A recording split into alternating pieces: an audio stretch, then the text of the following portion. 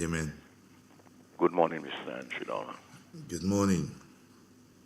How are you, sir? Is a thief a good person? Yes. Okay. Yes, a thief is a good person. The thief means well. The thief means well. Yeah, he's a good person. He means well. So why is he going to jail? Well, the reason why he goes to jail, because to the eyes of the authority, he did something that is wrong, and based on the law of the land, he will have to go to jail. Well, then he's not a good person. He is a good person. Because you go to prison, that does not make you a bad person. You go to a place where you can be able to rehab yourself. Why? What are you rehabbing when you're good already? Well, in other words, when you go there, that's one thing Joe, prison. Joe. You could get your little counseling session. What you counseling me for? And I'm good. Yeah, but again, you cannot be too over good, you know. No, not over good. I'm good. You said that thief is a good person. Yeah, the thief is a good person in the sense that he means well. That does not mean that there is not weakness in many of us who are even strong. Thieves are good. No, I'm saying you could stay there and see what you want. Yeah, thieves are good. Yeah. But good. again, sometime again, when you look at the thief in a need and then, like a stressful period, especially now in Grenada where people are really frustrated. You look up, you look down, you have 2 children going to school, they fire you from your job, you're passing by the river, you see a bunch of planting, it don't belongs to you, you leave them children home, they're hungry, you look up, you look down, it's not your planting, but you go take out a 2 hand to save their life. They're not thief. Exactly right. That is not thief. Exactly right. All right, so if you take the whole planting, it's a thief. But again, sometimes you take the whole planting, you eat up the whole planting. No. I greed and thief. In other words, they should live from somebody else. But now you understand. And now you come and tell me thief is a good person. Yeah, but the whole thing about it, we still have to have a level playing field. How many of us are good? Whether the thief... Mister, the conversation did not start about who good and not good. Yeah, the conversation start if thief good. Well, in the sight of God, he don't condemn the thief. He look at the thief as a good person. He ain't condemn the thief. Guess what? My eyesight is so good. Right, Andrew? My eyesight is so good. I can't compare my eyesight with God. Exactly. Right? Exactly. So my eyesight is so good. That could never happen. So in my eyesight and your eyesight, thief do good. Yeah, the way that God see the thief, we see the thief different. Right. Yeah, God see the thief and God say, I forgive you. But we see the thief, shoot him in the head and kill him. Well, that one, I can't understand why you're praying for thief to a conscience. No, pray for them to catch them, for them to go in jail. No, I wouldn't do that. Because all of us have our weaknesses. Yeah. Forget that, we? Yeah. Pray for the thief to go in jail. Good morning, Pastor. How are you doing? Well, I'm good. I'm hanging in there. Tomorrow. Basically, it's a funeral. And things are going good so far. All the necessary preparation, And we also want to thank you for your contribution. And we really applaud you. That's one thing we do, It's only one fault you're having, boy. You're a good heart, boy. Yeah. Don't ask me the fault. I know the fault. Please. I know the fault, and I could tell you. No, me know it, I know my fault is my heart too good. You just tell me I have a good heart, so you can't think about it. You have a good heart. Right, that is my fault. Yeah, you have a good heart. My heart is too good. Yeah, Andrew Donald, to be honest, there are times you could be half a cattle, half a cow, but you have a good heart. You understand? A very nice guy. And I appreciate you over the years, man. Is a cattle and a cow the same thing? I leave you to judge that. I ask you a question. Is a cattle and a cow the same thing? Yeah, but old people slang. No. Well, it's the same thing. Cattle and cow is not the same thing. Because what's the difference? Cattle and a cow? Well, a cow is a female. A cattle could be a female or a male. Okay. So it's not the same thing. Careful with your language. All right, boy. But I'm here taking it one day at a time. Well, you got to. Yes, man. Enjoy your day, Andre. How's your wife? She's great, man. She's great. And your daughter? She's greater. She's greater. She's a greater? She's skin eat you up, auntie? Yes, Andre. Oh, okay. Well, That you makes would say sense. it, Reggie. Yeah, but then you fortifying the point, so I she's just, great. I just go in with what you Man, say. you always know how to corner people. Yeah, I that's don't kind of call on easy, you. That's what you say, Virgin. But why make it so difficult sometimes? Oh, boy. Oh, boy. Andre. All you had to do was to just give me my laugh and go out your business. You don't give me no laugh this morning, so I'll question you. So you continue. No, you get it already, man. You get the laugh already. Don't worry about that. Don't worry about that, man. All right. Anyway, I'll talk to you a little bit later. When I finish your program, I'll call you. Wonderful, no problem. Take care. One love. Great, man. Yeah. Good morning, Grenada, Caribbean. Good morning. Good morning to the world. Well, I'm feeling better. Yes, I must admit to you that I'm feeling better. The cold, yeah, a bit of it is still there. I can feel it. A bit of it is still there. What worked? I don't know. I just took a plethora of things. I took what Yvonne sent me. Richie gave me some stuff to drink. I did that. And then Brenda recommended this bush thing. I got somebody sent me some of it. I drank it. So I just kept just drinking. So which one worked? I don't know, but they're working. How about what I bought? I stopped taking it. Yeah. Yeah, it didn't work. It honestly didn't work, what I bought. So I stopped taking. I'm just taking all those kind of herbal things that the people are suggesting. And something is working. I don't know which one. You know what is interesting though? For all these herbal things, I paid $0. For all these herbal things, I paid $0. For the thing in the pharmacy, I paid $47. And it didn't work. No.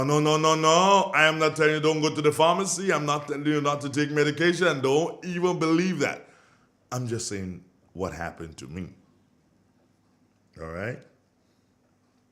There are those of you that the bush medicine would not work for. And there are those of you that it will work for. And there are those of you that the medicine in the pharmacy will work wonders for you. As they say, there's a saying that goes this way: to each his own. Yeah, to each his own. But I'm feeling, I thank Yvonne, thank you. Richie, good morning and thank you. Brenda, thanks so much. Yeah, you're the ones who send the horrible things to me. Nobody sent me any weed, any ganja. Nobody sent me. A lot of people say, drink ganja, drink ganja, drink ganja. But nobody sent me a piece of ganja. Well, if you are planting ganja, how get it? Are they planting it? Don't mind me. 15 minutes and that is after the 7 o'clock. Good morning, Grenada. Good morning, Caribbean. Agriculture. Little England, you asked for a store that speaks to quality and we gave you. Now, you have started asking for brands and we have brought them in for you. Little England has all the brands you're looking for. Washing machines. We have Hoover, Indesit, Beko and Candy at the best possible prices. Deep freezers, fridge freezers, all sporting the Sharp and Hoover brand. Microwaves of top quality, Panasonic and Kenwood. We stock the best in smart TVs, JVC, Sharp and Panasonic. Now listen, this electric and top stove kettles, steam and non-steam irons, toasters, Bluetooth speakers, phone charger and cables, including wireless chargers, top brand names in blenders, solar lights, for both inside and out. The only appliance we do not stock is a transformer, because all our appliances are for the authentic power source to 20 volts. So check us out at Little England. We aren't so small after all. Little England, located Main Street, Tears. Call us on 458-4111. That number again, 458-4111. RENDEC Community Partnership Initiative. The classrooms that were refurbished as a result of this project really were not conducive to installing ICT into the classroom. Many of the windows were not functional. The security to the actual rooms themselves were insufficient. At the Maribor campus, the roof was also termite infested. The college is extremely appreciative of the contribution of GrandLink to this project to really enhance learning through the use of information and communications technology.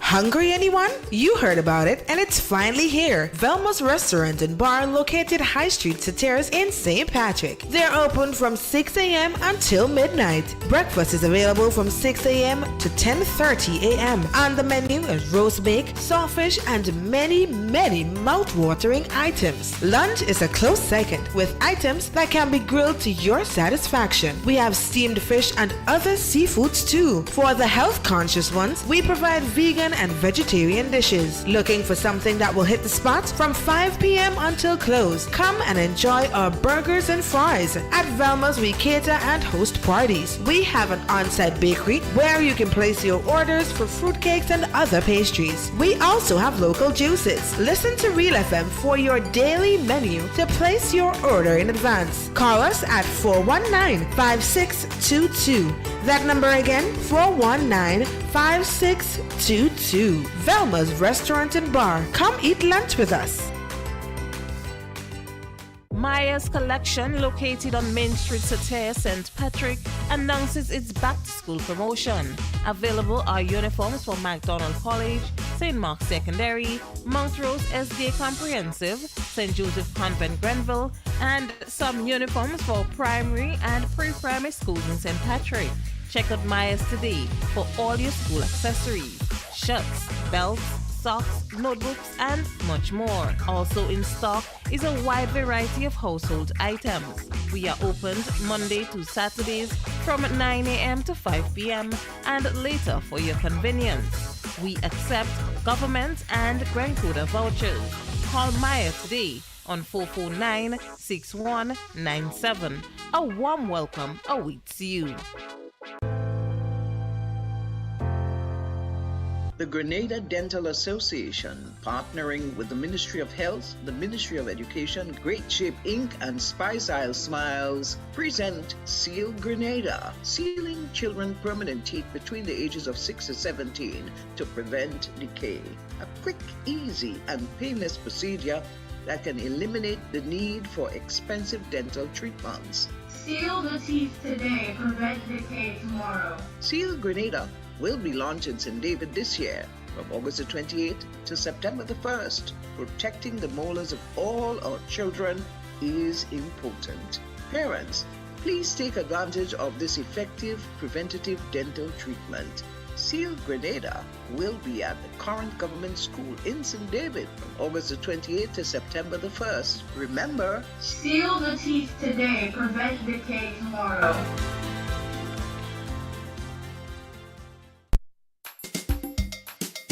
Yes, agriculture is the number one.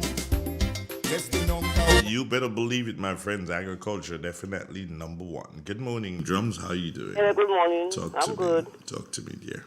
Good morning to you. Good morning to the nation.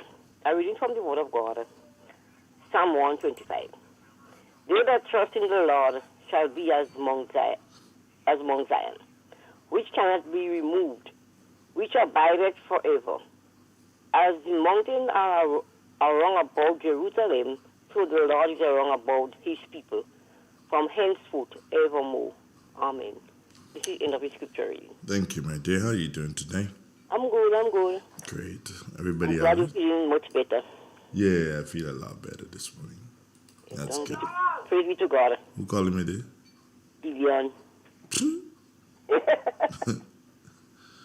Dillian. Morning, Mr. B. What's up, girl? I just did. I find you give me up, man. I always seeing you, I always hearing from you. Wow, okay, now? My mommy calling, I don't reach to work. Don't do 3 hours I work long time. I find mommy tell me you married, so I say, well, okay, fine, well. You gonna tell me. That mommy tell me? That's true. The mommy lying then? I find. Whole lot of mercy. How are you doing? You good? Yeah, I find. Yeah, it's nice to hear your voice. How come you ain't working today? Nah, after this. Okay, but it's nice to hear your voice. Yeah. All right, great. Take care of yourself, yeah?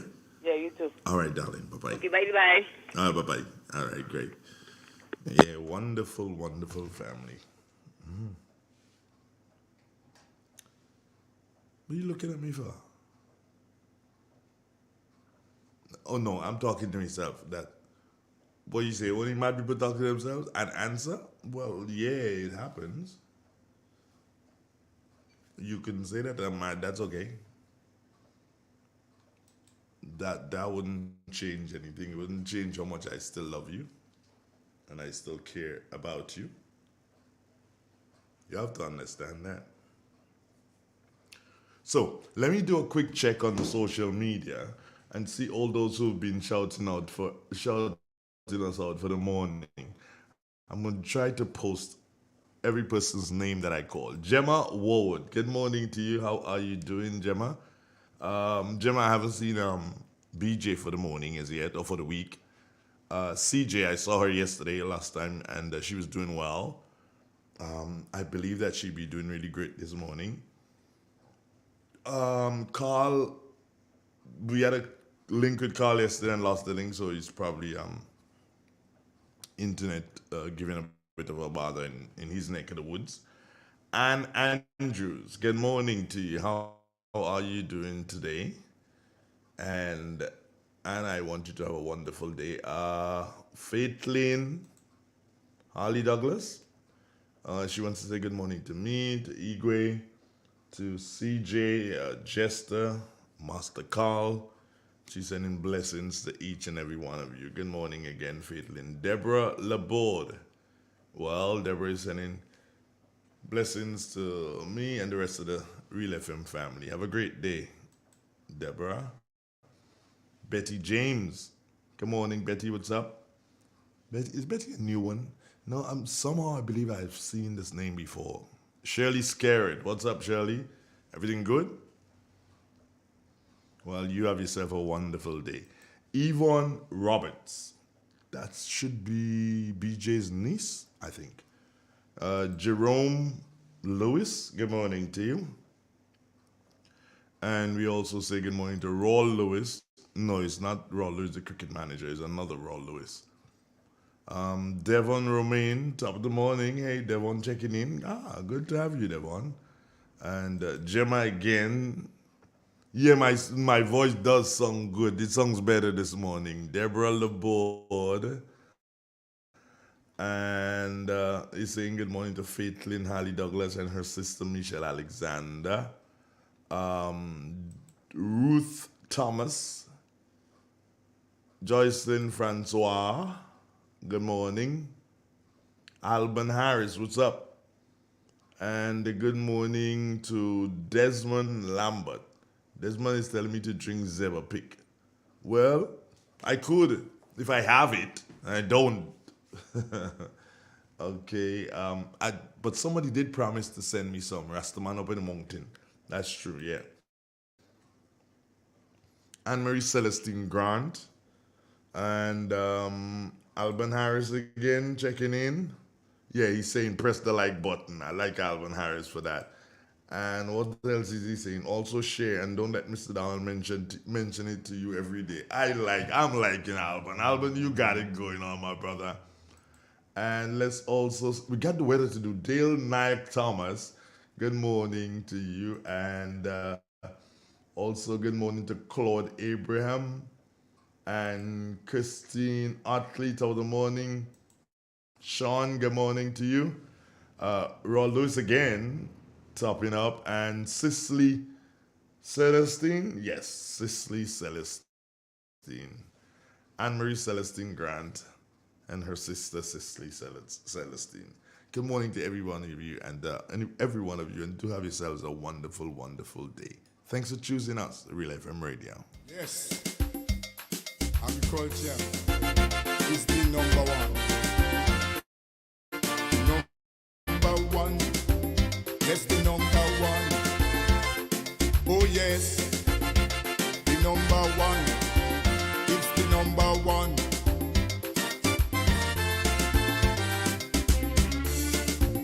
Why you disown agriculture? I'm talking to the youths of this nation and those wicked politicians, like they want to structure the plan. Well, from the to the revolution, agriculture was on top. Man jacked his and didn't do too bad. After that, you know the whole thing flop. Why? Everybody want to sit down in computer, and they forget agriculture. Oh yes, everybody. Good morning, Grenada. 27 after 7 o'clock. Jonathan Price. Good morning to you, my brother. Good morning to you and good morning, listeners. Here is the weather for today, Thursday, the 24th of August, 2023, as recorded at the Mount Bishop International Airport. It is currently cloudy and slightly hazy with winds coming from the southeast at 12 miles per hour. Barometric pressure is 1011.2 millibars, which is below normal and rising. Present temperature is 29.1 degrees Celsius and relative humidity 85%. Yesterday's maximum was 31.7 degrees Celsius and the minimum last night 28.2 degrees Celsius. Over the past 24 hours, no rainfall was recorded, hence the total for the month remains at 93.9 millimeters. And now for the public forecast for Grenada, Carrier 2, and Petit Martinique weather for today and tonight. The weather is expected to be partly cloudy to cloudy with brief, light to moderate daytime showers. Today's maximum will be 32 degrees Celsius with winds easterly to southeasterly at 10 to 20 miles per hour. Seas will be slight to moderate with waves 2 to 4 feet in open waters. High tide will be at 8:30 a.m. and low tide at 2 p.m. Sunset will be at 6:24 and sunrise at 5:58. Just to repeat the public forecast for Grenada, Carrier 2, and Petit Martinique weather for today and tonight. The weather is expected to be partly cloudy to cloudy with brief, light to moderate daytime showers. From the forecast desk at the Mount Bishop International Airport, I'm Jonathan Price. Have a great day. Have a wonderful day, my brother. All right, good. Jonathan Price here at the Morris Bishop International Airport Meteorological Office. Good morning, Grenada. Good morning, Carol. Good morning, friends in Petit Martinique. Friends in Kanawan and Mustique and Beckway and Union Island. Yeah, I'm just trying to name all the islands. I probably missed out, you know. Because I'm not too familiar with the islands up on the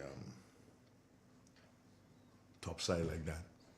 I know I've never been Union Island, Mustique, Kanawan, Beckway. Are there other islands? Petit St. Vincent. There's like 5 that I can call. I don't know any. I don't know anymore. Do you? If you do, you can let me know. But you know, usually from now until it's 8 o'clock or until the agriculture people get here, I'm expecting Dr. Entwine this morning, so I'm monitoring my phone. When he gets here, he usually calls. I'm monitoring my phone, and I can see,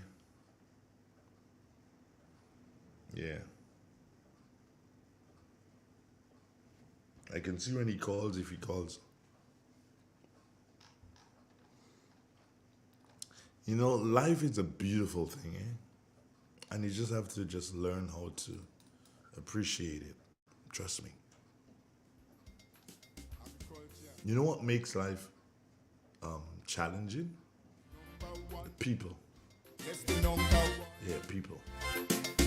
Soon it will be back to school, and K&R Bookstore offers you an open invitation to visit and cash in on all your school supplies going at bargain prices. You can't afford to miss out on this. Notebooks, markers, geometry sets, pens, pencils, pocket folders, binders, planners, Play-Doh, crayons, acrylic glue in a variety of colors, finger paint, watercolors, water paint, kindergarten storybooks, jumbo coloring books, and more. Buy one, get one free. Prices to suit your pocket. Check us out for all your back-to-school needs. K&R Bookstore and Stationery, 231-3500 at the corner of Young and Scott Streets. Back to school. Ozone really gets it clean. Get with the Ozone family line of products. Ozone liquid laundry detergent, perfect for your semi or fully automatic washing machines, yet suitable for your hand wash, soft on your hands. Ozone disinfectant cleaner. It's the most powerful disinfectant and cleaner with a long-lasting fresh scent. Tackles every job around the house or office. Ozone detergent powder and ultra soft fabric softener gets your clothes clean with a natural freshness, keeps your colors bright. Choose from the wonderful scents: soft flower, ocean breeze, and the new aloe vera. Keep your kitchen sparkling clean with the Ozone dishwashing liquid, Ozone sponges and cleaning cloth. Ozone toilet bowl cleaner removes lime scale and kills germs while giving your toilet a refreshing scent. Ozone really gets it clean. Marketed and distributed by Calico, Frequente St. George's, and are available at shops and supermarkets nationwide. Do you know, when you play the games of the National Lotteries Authority, you are supporting sports, culture, and nation building in Grenada, Carriacou, and Petit-Martinique? Hi, I am Junior Murray, cricket coach, sports enthusiast, and a former West Indies cricketer. I endorse the games of the NLA 100%. For the past 40 years, the NLA has been funding many sporting activities, including competition for schools and clubs, and for athletes to participate in overseas tournaments such as the Carifta Games and regional cricket tournaments. Additionally, they made it possible for you, the public, to view local, regional, and international tournaments from the comfort of your homes. For those reasons, I play the game of the NLA. Even if I do not win, I know Grenada always wins. Yes, when you play all the games, the NLA in turn supports sports, culture, and nation-building activities throughout the Tri-Island state.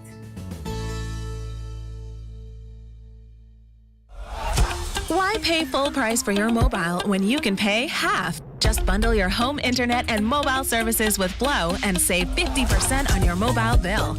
That's money in your pocket every month. Plus, now you get free YouTube and WhatsApp data. And you can share your plan with up to 3 other numbers. Upgrade now and get a free smartphone. Switch and keep your number. Learn more at discoverflow.co. The Ministry of Agriculture and Lands, Fisheries and Cooperatives wishes to inform farmers of the closure of the Northern Agriculture District Office, Plain St. Patrick, on Friday 25th August. The closure is to facilitate staff training. The Ministry apologizes for any inconvenience caused and will reopen on Monday 20th August 2023. Yes, agriculture is the number one. Yes, the number one. Oh yes, the number one.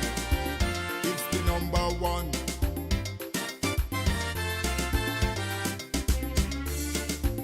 Why you disown agriculture? I'm talking to the youths of this nation and those wicked politicians, like they want to structure the plan. Well, from here to the revolution, agriculture was on top. Man Jack and didn't do too bad. After that, you know the whole thing flop. Why? Everybody want to sit down in computer, and they forget agriculture. Oh yes, everybody want to sit down in computer, agriculture, and they forget agriculture. Oh yes. Everybody want to sit down in computer. You could live without clothes and they forget agriculture. Everybody want to sit down in computer. I tell you just now, my brothers, all you go with them computers.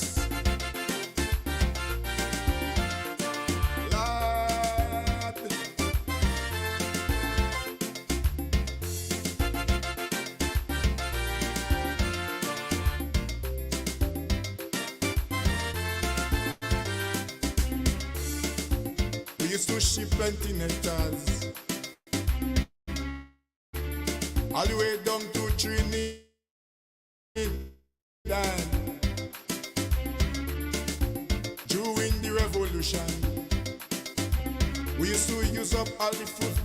Yeah, you thought I'd gone. No, I didn't. I was just trying to sort a couple of things out. Brainwise, yeah, brainwise. And good morning to Mattison, Jocelyn Mattison. How are you doing? Everything good? ZA or ZA? How do you do it? Do you call it? Is it ZA or ZA? Anyway, all right. One love, Dale again. Jillian Noel. Errol Bonaparte. Good morning to you, baby daddy. What's up, man? Everything good? All right, yeah. Press the likes. Press the likes. We don't have to be telling you that all the time. And we say good morning to Michelle Alexander. Top of the morning to you again, Michelle. Is hoping that everything goes fine with you. Louisa. Louisa Williams. Yeah, that's you. Adriana Alexander and Pearl Charles. Pearl says good morning to all the listeners. And the Real FM family, you must drink the herbs. I want you to get well. Have a wonderful day. I want to get well too. And the herbs seem to be working. I want the ganja to drink. Why don't bring the ganja for me to drink? All in the bottle and drink up, and don't bring the ganja. Are you afraid of the police? Yeah, you must be careful. It is illegal. You didn't know it was illegal, but it is illegal. Let me check my WhatsApp to see if I have anything to talk about this morning. I'm looking.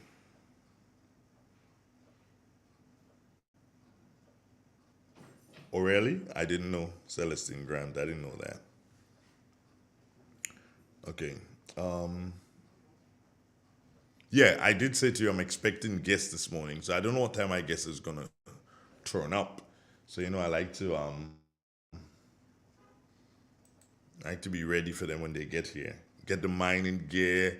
I've had them for a couple of who the guests are. Well, you would hear when they get here. What do you think? Yeah, don't worry, you'd hear. Antonito, good morning to you. How you doing? Zach Rahman. Hey Zach, I need to talk to you. Yeah, let me see if I can send you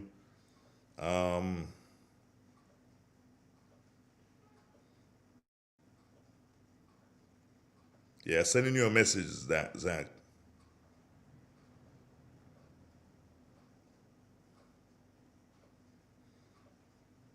What kind of message? Don't worry, you'll read it, man.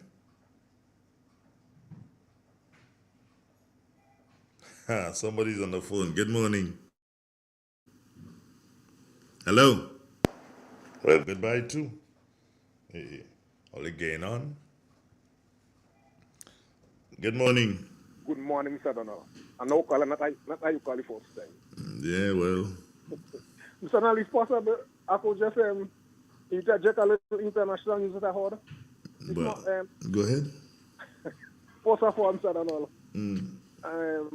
the guy that had the dispute deal with Putin, crashing, died in a plane crash. You saw a plane crash. Did you see him in the plane? Or you heard a plane crash? Did you see him in the plane?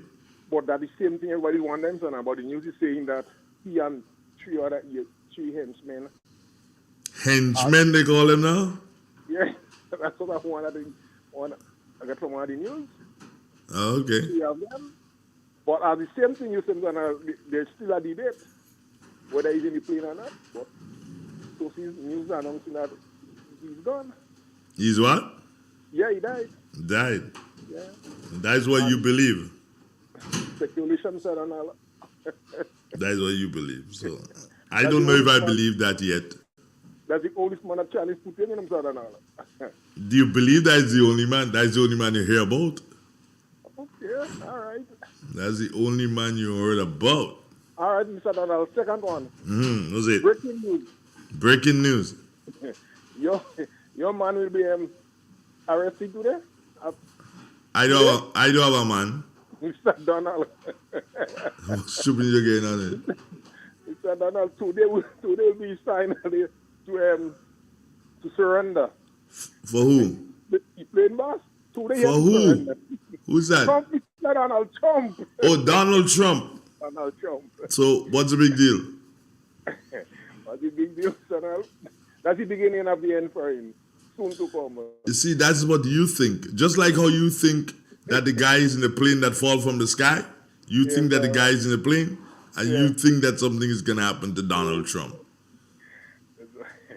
It's nice American. Donald Trump is the strongest person for president in the United States of America. You better believe that. Biden is a weak heart. And it doesn't necessarily mean that I want Trump to be president. No. I support Republican, yes. But I don't necessarily support Donald Trump. Biden is a weak heart. And everybody knows that. Falling down, all about, can see, tripping. One day you go press that button. You go press that button is because you didn't see and hold on. But get rid of that, man. So now how one could support a leader, a man who lost by democratic rule, and he's still definitely saying that he still won the election. All right. Well, I don't know who's supporting him. I am saying to you, I am a supporter of the Republican Party. I don't necessarily support Donald Trump, but he is the strongest person for president. Biden can't handle him. If him and Biden go into the elections, trust me, Biden is going to lose. But that's all right. We have Kamala Harris. Who? Kamala Harris, vice president. Bonje. But not Trump. Let me tell you something. Somebody gave me a bit of education a time back, and they say, Andre, you're not black, you're African. And I'm so happy that now I know that I'm not black, I'm African. Harris is the worst thing that happened since after God chased them people and them from Eden. Mr. Donald, could I say something, Mr. Donald? Could say anything I told you. All right, so now let me switch off and let me get back to agriculture, Mr. Donald. Oh, well, you bring it back. Have a good day. You that bring it where it is, now you want to bring it back. Go ahead. On the way to the land, Mr. Donald. Have a nice day, my brother. One love. Thank you. Good. All right. Agriculture. Number one.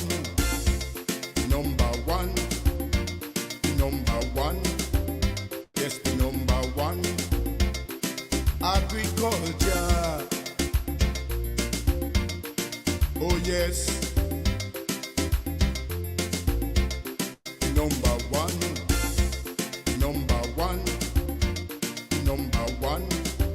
Yes, the number one.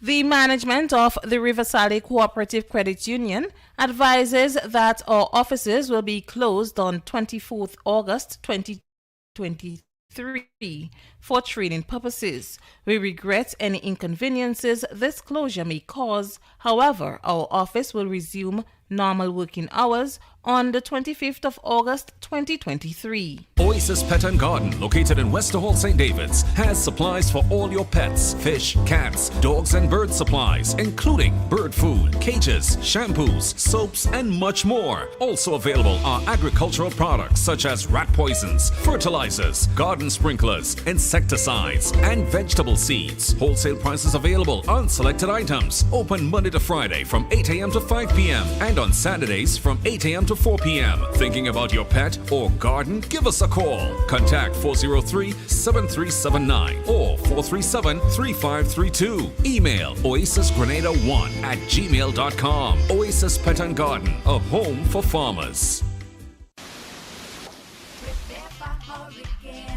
Prepare for hurricane. Make sure you have your radio and your batteries too. Waterproof flashlight candles will do. Tin stuff, garbage bag, first aid kit. Come on, people, make sure you have it. Clean water in a container. And a hurricane plan. Hear me, no man. Hurricane damage is beyond your control. Surviving the aftermath is up to you. Have a hurricane plan. It can save your life and your family too. Prepare for hurricane. Your hair, prepare for hurricane. The Grenville Cooperative Credit Union, the credit union of Grenville, takes you where you want to be.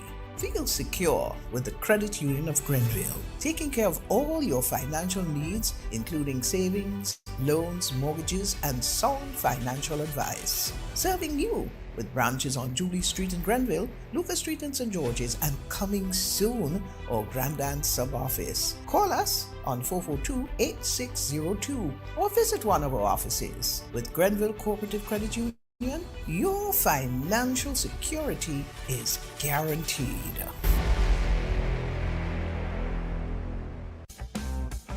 M&M Hardware Limited, Hope St. Andrew and Dusty Highway St. George. Shop conveniently for all your building materials including plumbing, electrical, lumber, cement, steel and much more. We manufacture roofing sheets available in 11 colors. Aluminum windows, doors, insect screens, and hurricane shutters. Installation services are available for all our manufactured products. Our opening hours are Monday to Friday, 8 a.m. to 4 p.m. Saturdays, 8 a.m. to 3 p.m. M&N Hardware Limited. Come on in and experience our affordable prices. Or call us 444-6757 or 440-6757 Dusty Highway. Email us at info@mahonhardware.com or mnmdusty@mahonhardware.com. M&N Hardware. Foundation to roof. Let's build together.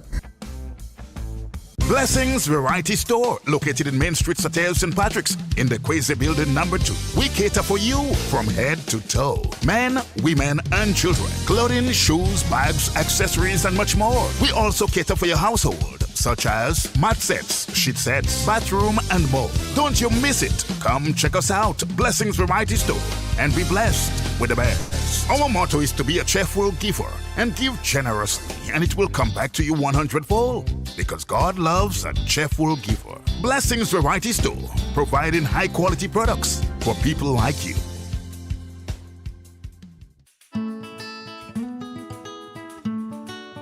Do you know, when you play the games of the National Lotteries Authority, you are supporting sports, culture, and nation building in Grenada, Carriacou, and Petitmacnic? Hi, I am Junior Murray, cricket coach, sports enthusiast, and a former West Indies cricketer. I endorse the games of the NLA 100%.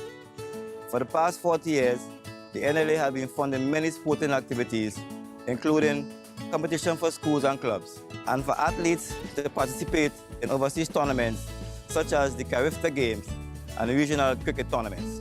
Additionally, they made it possible for you, the public, to view local, regional, and international tournaments from the comfort of your homes.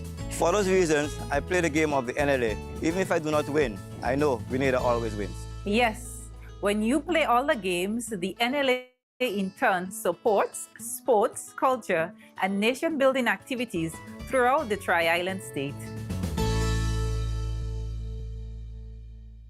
I remember when this beach was really wide, a place to picnic and play cricket.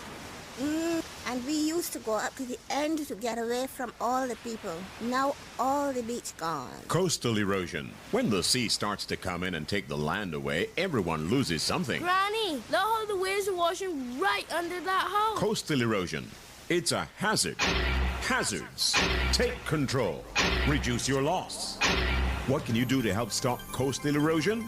For one, don't drive four-wheel vehicles on seaside dunes. They loosen sand and destroy binding vegetation, causing erosion. Find out more about coastal erosion and other hazards at your local disaster office. A message from your National Disaster Office and Sedera.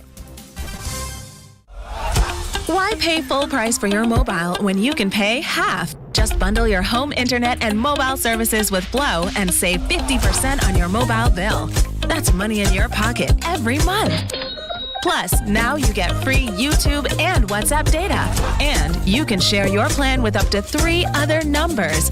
Upgrade now and get a free smartphone. Switch and keep your number. Learn more at discoverflow.co.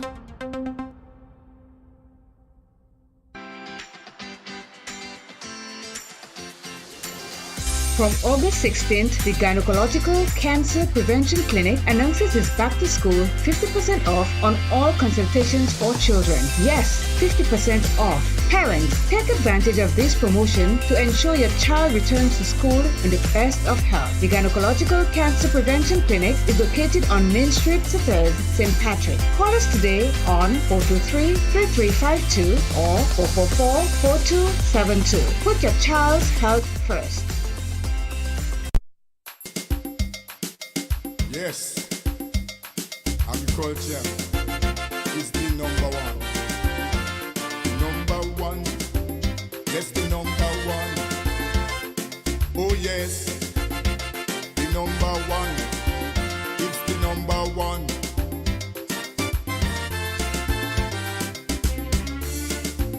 Why you disown agriculture? I'm talking to the youths of this nation. And those wicked politicians, like they want to structure the plan. Well, from to the revolution, agriculture was on top. Man Jack and didn't do too bad. After that, you know the whole thing flop. Why? Everybody want to sit down in computer. And they forget agriculture. Oh yes, everybody want to sit down in computer. Agriculture, and they forget agriculture. Oh yes, everybody want to sit down in computer. You put me through with a clothes, and they forget agriculture. Everybody want to sit down in computer. I tell you just now, my brothers, all you go with them computers.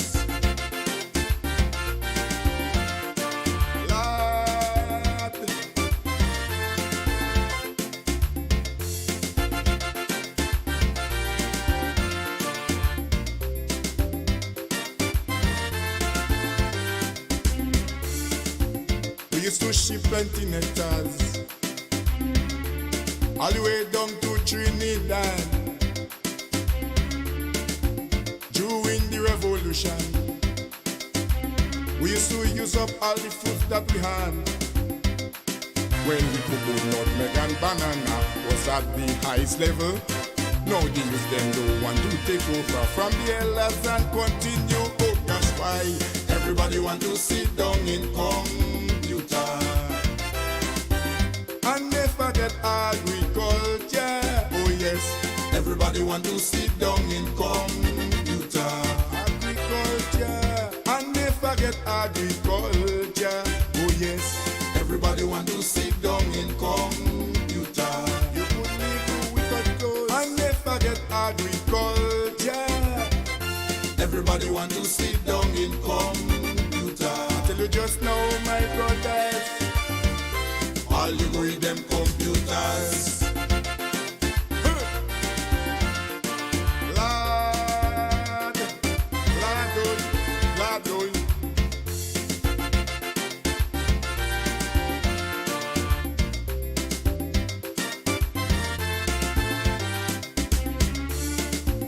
All over the world you go, agriculture is number one. Soil is so rich and pure,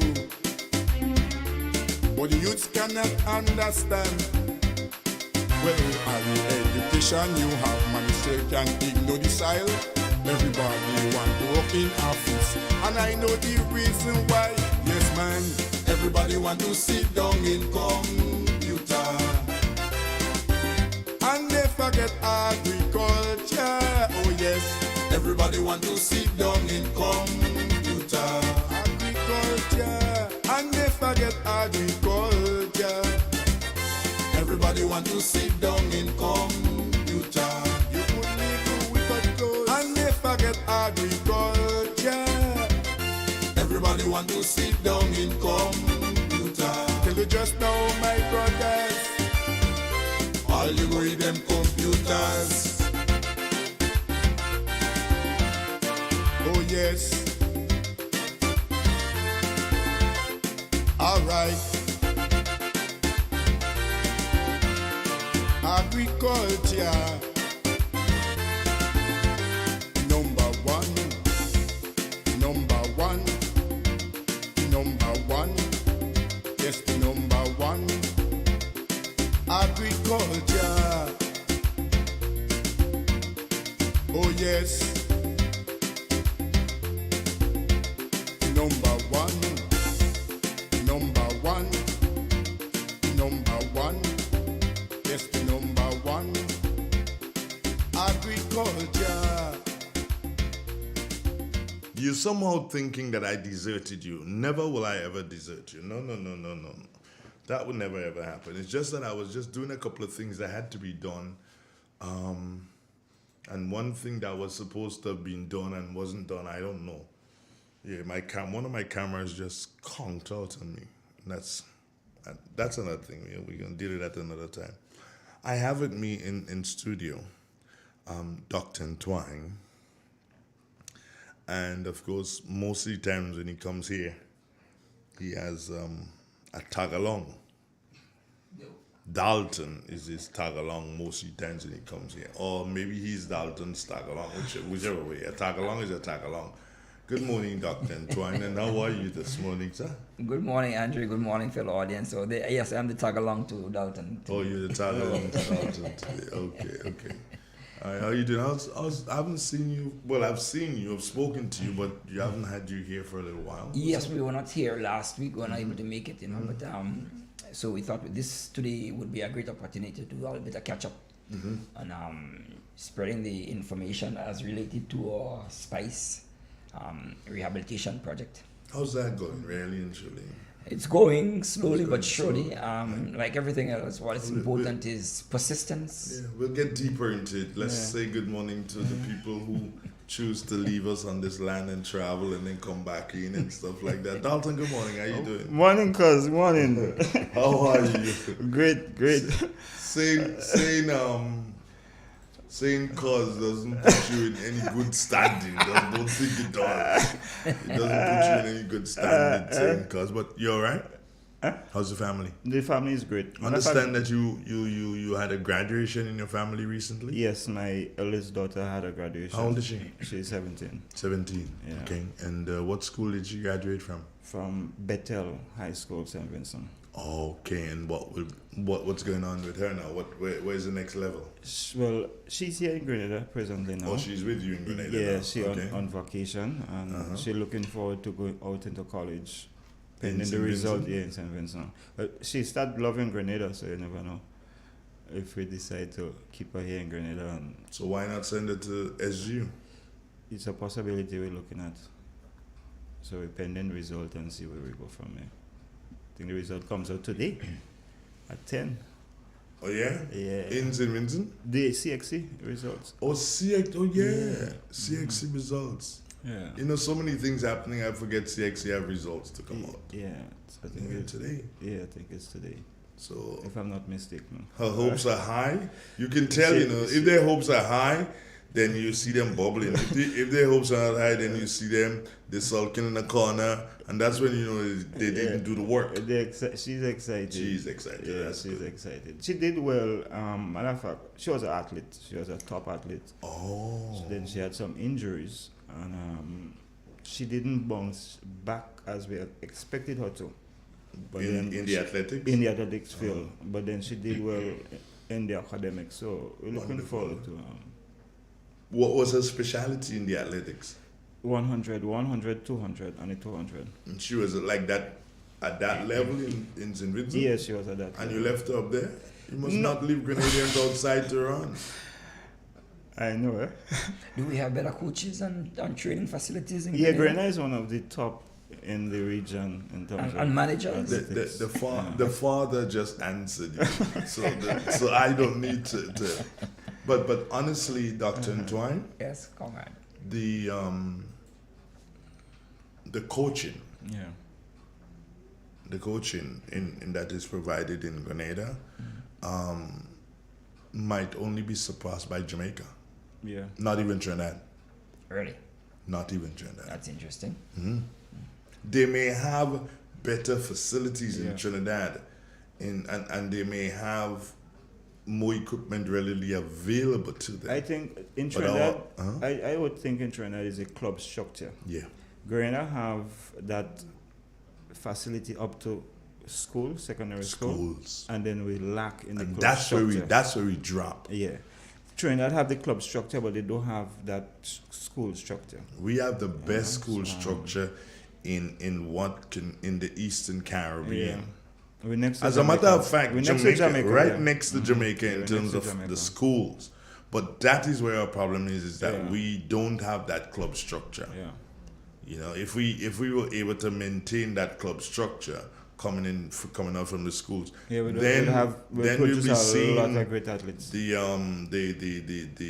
well, not Usain Bolt, but we'll see athletes who would have been running together with him. KJ. Huh? We'll see more Kirani, James Bond. Yeah, a lot more. Much Carnations. more. Yeah. Much more. And Francis can. Much more than that. Yeah, and the javelin aspect, we have seen a lot of athletes, great athletes. Yeah, I mean, I was a yes. top athlete, I was a triple jumper. I wish that the government, I wish that this government and the Minister for Sport, I wish they can realize just what we have said here, because that is the nexus of it. Yeah. Get our club structure going. Go into, and you don't need 15 clubs in Grenada. You don't need that. You need, for instance, you can have a club on the western side that takes care of athletes from St. Patrick, St. John, and St. Mark. Yeah. And then you have a southern club that takes care, or two clubs in the St. George's Parish because of their size. And two in St. Andrew because of its size, and another one in St. David's, and that's all you need. 2, 4, 5, 6 clubs. And I think we have a lot of resources where a lot of our athletes had went to Cuba, and I think if they blend in the Cuba style with what we have locally, then we could formulate a proper club structure that would take care of our athletes. I don't know. Maybe we need the will to just do it. Just a side point here, I think maybe it might be an idea that the initiative should be taken up by some private individual and make it a private enterprise, similar to the the agencies that we have in North America, for example, the NBA, the National Baseball League, and that kind of structure. Well, so it doesn't have to be government sponsored. It could be the club structure could be private enterprise. When I said government put in resources, I mean put in resources to get it started. Okay. Not necessarily having them pumping monies into it. No, I don't expect but that. individuals could do the same thing. You see, what one of our problems is that, and this is one I'm going to push under the belt. Listen carefully. The companies that we have in Grenada that are doing well, they sell alcohol. Yeah. Check it. Yeah. The companies that we have in Grenada doing well, alcohol. And so what are you saying, Mr. Donald? Then how can you do so and use alcohol to promote athletics? You can't. You just can't. Well, you could if you involve in research, for example, and your research involve the greater use of your natural resources, like your spices, like we're trying to promote right now. Remember, a lot of our spices would have a lot of health benefits, preventative health benefits. Yeah. Couple that with the exercising for injuries and all. Yeah, couple that with the physical exercises that's carried out by the athletes. I mean, it's nothing wrong with that, but it's a different debate. We can have some other time. It's a different debate for another time. But that is very big. And then again, you see, the other companies, and I wouldn't name any names. So I might just be strangling myself. But the other companies, they are more regional based than Grenadian based. Yeah. Their head offices are not necessarily in Grenada. So our monies, the monies that we spend goes out more than anything else. if you look at the companies, the monies that we spend they go out. So isn't that a good reason why our policymakers should focus greater attention and provide more of the concessions to our local domestic organizations than giving it to the foreign? There's one I believe that I can call. Take for instance. You don't have to call if you don't. No, I could. Take for instance, Beacon Insurance. Have you ever heard of Beacon ad in Grenada? I've never heard one. No. I'm not saying there's never been it. I've seen posted billboards, right, but I've never heard an social ad media, not a media on radio, not TV. television. I'm not saying that they've never had. I know. I've just never heard one. Yeah. Okay, that's understandable. Right? But when you go to Barbados, it's like beef for Beacon, beef for Barbados. Yeah. Do you understand? In your That's face. their head office. Yeah. That's where they think. So am I to believe that, yes, I expect dividends to go to the parent company, but how much of it is being invested locally? Well, you see, one of the problems we have here too, one of the foreign companies are allowed to take out 100% of their profits. You know. Make me prime minister for 1 week. Granted. Change Granted. the laws as it relates to how profit is shared. But I think here is where, Dalton, people like yourself and I and Andre probably need to begin the process of lobbying and campaigning and advocating for a change in policies that are more amenable to our enterprises. I mean, I'm just looking at this document here, and it's highlighting the fact that in the Caribbean in a general way, little or no research takes place as regards our natural resources. That's a given. But hold on. But those resources have rich potential value added. And so why are we not making greater use of that? Instead, we go hat in hand begging for assistance, as opposed to harnessing our resources, including human and capital resources, and initiating the process of value adding for the widest range of natural resources we have. For example, you were mentioning to me the medicinal laws that exist in St. Vincent. We have no laws that regulate or talk about the use of medicinal plants here in Grenada. So that's something that could be initiated to the point where ultimately we could begin to have herbal supplemental beverages or cocktails being put together, just like you have, the tisane and medicinal retreats. Create a whole industry. There are a lot of potential for harnessing the natural herbs and spices we have here. The government made a lot of noise about what do you call it? Recently, they had a big conference. We spent a lot of money on that. How long ago was that? Just a couple of weeks ago. Yeah. The Unleashed thing. The Unleashed. Oh, yeah, the Unleashing the Potential. With the, this falls right into it. That was a top secret. No, they had a big thing in.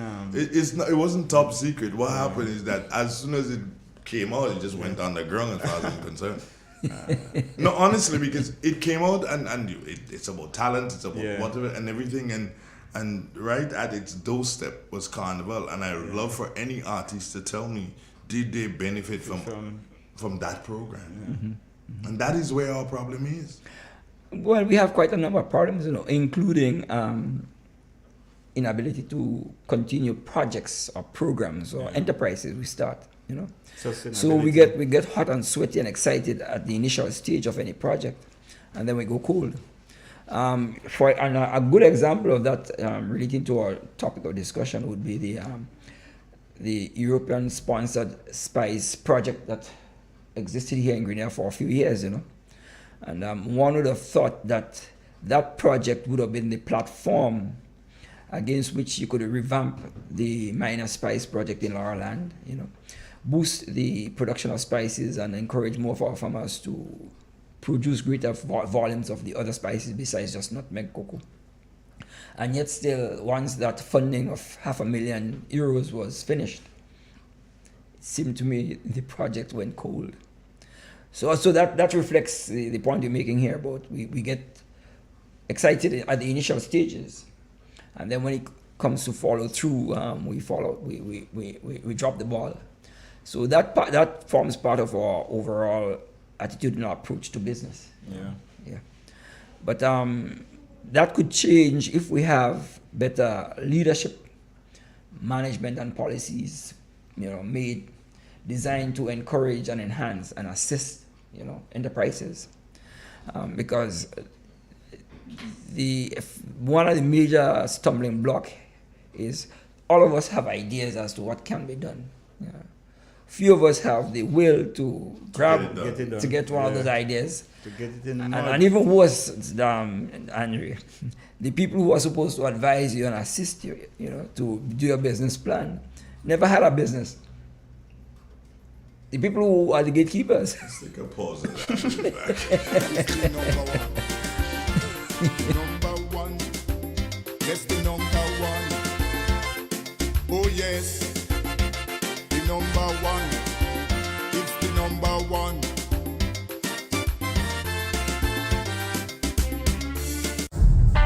The first word when you speak about furniture is classic. Yes, at Classic Furniture, they design and make the best in local furniture. All their products are made from the finest local wood available on island. You think it, they design it, and make it to your expectations. The highest standards at the best possible price, and they also provide higher purchase for you, their valued customers. Located on Ben Jones Street in Grenville, with their factory at Chantemelle in St. Patrick. That's where you need to visit when looking for products made of the finest local wood. They deliver and install items at no extra cost. Your satisfaction is their mission. The extra step is taken to ensure their customers are completely satisfied. They do doors and finished kitchens, supplies mattresses, and restores antique pieces to look like the first day they were made. Hey, give us a call on 442-4645 and 442-9726.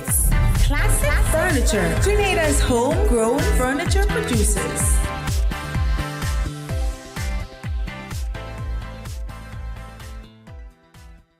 It is said, the proof of the pudding is in the eating. Therefore, the authenticity of the beverage can only be acquired in the taste. A taste which is original to Antoine de Beauregard Industries and comes from a combination of spices and local rum, which can hold its own all over the world. Woodman, a strength which speaks for itself. A taste which stands out from the rest, bottled with care, which speaks to perfection. Try Woodman today and be stunned by a flavor as never before. Let your palate savor that which is produced locally. Do not be deterred by substandard products. Our taste speaks volumes and sets us apart from the competition. You will be satisfied with every sip of our product. Say rum, say Woodman, feel satisfaction. Now that's quality. Step inside. Immerse yourself in colors that come alive. Color by Sissons. Let your imagination run wild. Surround yourself in a world of color. Color by Sissons. Endless inspiration. Bold expression. Bold expression. Color by Sissons. Sissons. Express your style with Color by Sissons. The Grenada Tourism Authority, GTA, invites all tourism operators to apply for the renewal of license to operate in the industry under the GTA Act No. 42 of 2013 and the Tourism and Beach Vending Act No. 18 of 2001. Renewal of license will commence on August 21, 2023 and continue through to September 22, 2023. These tourism operators include taxi drivers, tour operators, tourism attraction operators, water sport operators, car rental operators, tourist guides. Accommodations includes hotel, villas, guest houses, apartments and cottages. Tourist vendors at Grandin's Craft and Spice Market, Monroe's Beach, Melville Street, Fort Frederick, Annandale Waterfall, Grand Tang National Park, Concord Waterfall, and Bathway. Stakeholders can apply for renewal of the license Mondays to Fridays between the hours of 8 a.m. and 3:30 p.m. at the Grenada Tourism Authority's Quality Assurance Department, Burns Point, St. George. The GTA is working with stakeholders to develop the tourism industry in Grenada, Carriacou, and Petite Martinique. For more information, contact the Quality Assurance Department at telephone number 440-2001 or 440-2872. Or you can email at www.puregrenada.com/quality-assurance. Little England, you asked for a store that speaks to quality and we gave you. Now, you have started asking for brands and we have brought them in for you. Little England has all the brands you're looking for. Washing machines. We have Hoover, Indesit, Beko and Candy at the best possible prices. Deep freezers, fridge freezers, all sporting the Sharp and Hoover brand. Microwaves of top quality, Panasonic and Kenwood. We stock the best in smart TVs, JVC, Sharp and Panasonic. Now listen, this electric and top stove kettles, steam and non-steam irons, toasters, Bluetooth speakers, phone charger and cables, including wireless chargers, top brand names in blenders, solar lights, for both inside and out. The only appliance we do not stock is a transformer, because all our appliances are for the authentic power source to 20 volts. So check us out at Little England. We aren't so small after all. Little England, located Main Street to Tears. Call us on 458-4111. That number again, 458-4111. Hungry, anyone? You heard about it, and it's finally here. Velma's Restaurant and Bar, located High Street, Sateras in St. Patrick. They're open from 6 a.m. until midnight. Breakfast is available from 6 a.m. to 10:30 a.m. On the menu is roast bake, sawfish, and many, many mouth-watering items. Lunch is a close second, with items that can be grilled to your satisfaction. We have steamed fish and other seafoods too. For the health-conscious ones, we provide vegan and vegetarian dishes. Looking for something that will hit the spot? From 5 p.m. until close, come and enjoy our burgers and fries. At Velma's, we cater and host parties. We have an on-site bakery where you can place your orders for fruitcakes and other pastries. We also have local juices. Listen to Real FM for your daily menu to place your order in advance. Call us at 419-5622. That number again, 419-5622. Velma's Restaurant and Bar. Come eat lunch with us. Yes, agriculture is the number one. Number one, yes, the number one. Oh yes, the number one. It's the number one.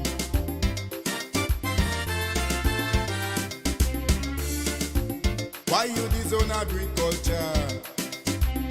I'm talking to the youths of this nation and those wicked politicians, like they want to structure the plan. Well, from the revolution, agriculture was on top. Man Jack didn't do too bad. After that, you know the whole thing flop. Why? Everybody want to sit down. It's real. It's 91.9, 91.5 at www.therealfmgrenada.com.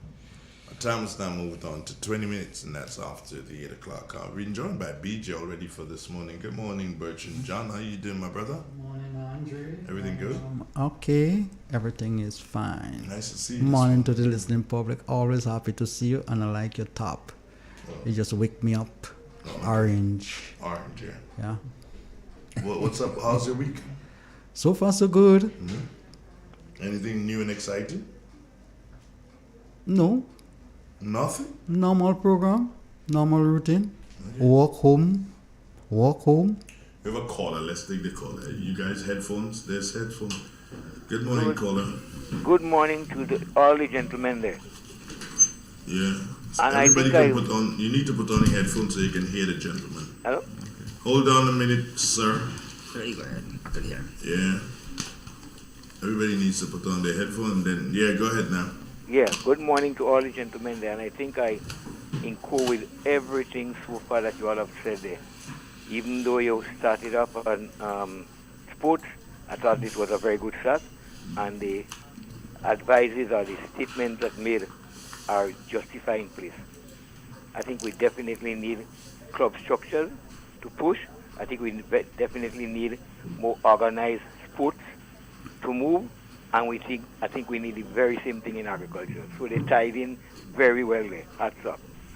I heard on the news that the government is about to roll out the farmers subsidy program that they have where they have $10 million to be spent. And I think I heard the minister of the Permanent Secretary say they want every cent to be spent. So that's a nice challenge. Want every cent to be spent. I am not sure if they have all the structures in place to take up the challenge that is out there. For instance, you have the farmers who you want livestock, you want agricultural crops, you want them to take up the crops, you want them to plant, you want them to keep the agricultural practices and so. Do we have the trainees personnel there? Do we have trained agricultural extension officers over there to follow up on that? Do we have market for the crops that you're expecting the people to plant? Do you have a marketing agent? Do you have, in other words, are you going to give people plants and they grow, and when time for harvesting you have to search for market for them and whatnot? Is that component been taken care of or can be taken care of? Otherwise you're going to have the same thing. You're going to have a gluttony market. You're going to have farmers getting not interested in pushing because you have crops on your hand that you can't get sale for. Do we have a proper agencies? Is that going to take up these plants? Are the farmers have to go and look for the market for themselves again? So while I'm hearing the minister saying that they want every cent to be taken up, are we seeing positions for that? Do we have equipment to help the farmer? Are the farmer to sit down and wait on a man to come and cutlass to clean the place for him? Will we have small rotovators to assist you in you? Can I ask you a question, Clifford? Huh? You're asking us these questions, right? No, I'm throwing it out. I'm throwing it out because there are expert personnel inside there. You have 3 persons there who are expert. So I'm throwing it out to know whether or not those things. What are the chances that these experts are listening? Well, I expect them to be listening. You expect them to be listening? We're right there with you. Yeah, I expect them to be listening. And I think I know 2 of the persons there, and I know that they are keen agriculturists, Mr. BJ and Mr. Antoine. I don't know the other gentleman. But you really expect these experts here to answer to those questions? Those are questions. Hold on, Clifford. Hold on. Stop a minute. Those are things that you put at the feet of the minister and the ministry. They're the ones who would know how they intend to spend that $10 million and how they expect to spend every cent of it. Yeah, I'm saying that these persons that are in the studio there are trained practicing agriculturists. They can advise the ministers. They can advise the whole ministry. Really? Yes, I'm capable of what I'm saying. They're capable. I believe that they are capable of advising, but they do not have such positions, and we have to be very careful with that. Well, I don't know if they have such position. I know they can advise. I know they are persons there with influence. DJ is a renowned agriculturist. I see where we are this morning, and I'm not going there. Yeah? Go ahead. Mr. Antoine is a renowned agriculturist. So I'm saying that if they are not in place yet, these people could help to ask the ministries or the management departments to put these things in place. And I'm saying without these things coming in place, this all the money you want to spend may spend, but nothing is being done. So I'm hoping that these people use their good positions to help for us to see that $10 million be pumping and putting into agriculture. And I'm saying a lot depends on the service that is provided to the farmer. That if you put money into farmers and you can't provide the proper services, we might just see the whole thing blunt again. So I listen to hear if the gentleman will take up that challenge. Now, we ain't talking about that. Well, it's up to you. I know. You control yourself. I know. Yeah. Have a nice day, brother. Let me make a little comment on Clifford's point, if you don't mind. I think there was a point in time when the government asked for personnel with various skills and abilities to assist in helping to move Grenada forward. Yeah. But I'm not sure that was a genuine request for all hands on deck, because I've had reports and anecdotal feedback on people who have made efforts and attempts to assist one way or the other. As Clifford is suggesting, to advise, assist, proposals, etc. And I'm not sure there's been a reciprocal response from the administrative personnel to the people putting their hands on the deck. May I say something to you? Feel free. You are not sure. But I am sure that you are not speaking the truth. Because you are sure that it was not a genuine thing. Let's take a simple look. When the Prime Minister made that call and say, hey, it ain't no business as usual. We want people who are in the diaspora and people who are everywhere to make their contribution. We have a set of boards here. We have a set of misfits always running on these boards and being on these boards. We are going to do this different. We are going to ask our people who are based in the diaspora and who has the expertise and who can help us. Yes. What happened? He in the bat of an eyelid, he came out and he said, what, we have over 1,800 or whatever signatures of people willing, requests of people willing to help. Before they were able to tabulate the amount of persons that they got indications from, all boards were in place. So everybody knew it was just a showboating. He was just showboating. So you now know that they're showboating again. No. But I understand. I could appreciate the fact that, you want to be lenient. You want to be nice. You don't want to get pushed on the side like you did with the Nutmeg Association before. You don't want them to push you on the side. So I could understand that.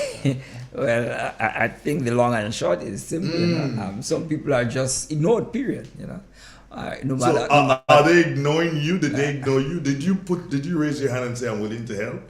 Yeah, I did. And they didn't accept it? That's okay. That's fine. I've got business to do. Did they accept it? No, it was not. It was not.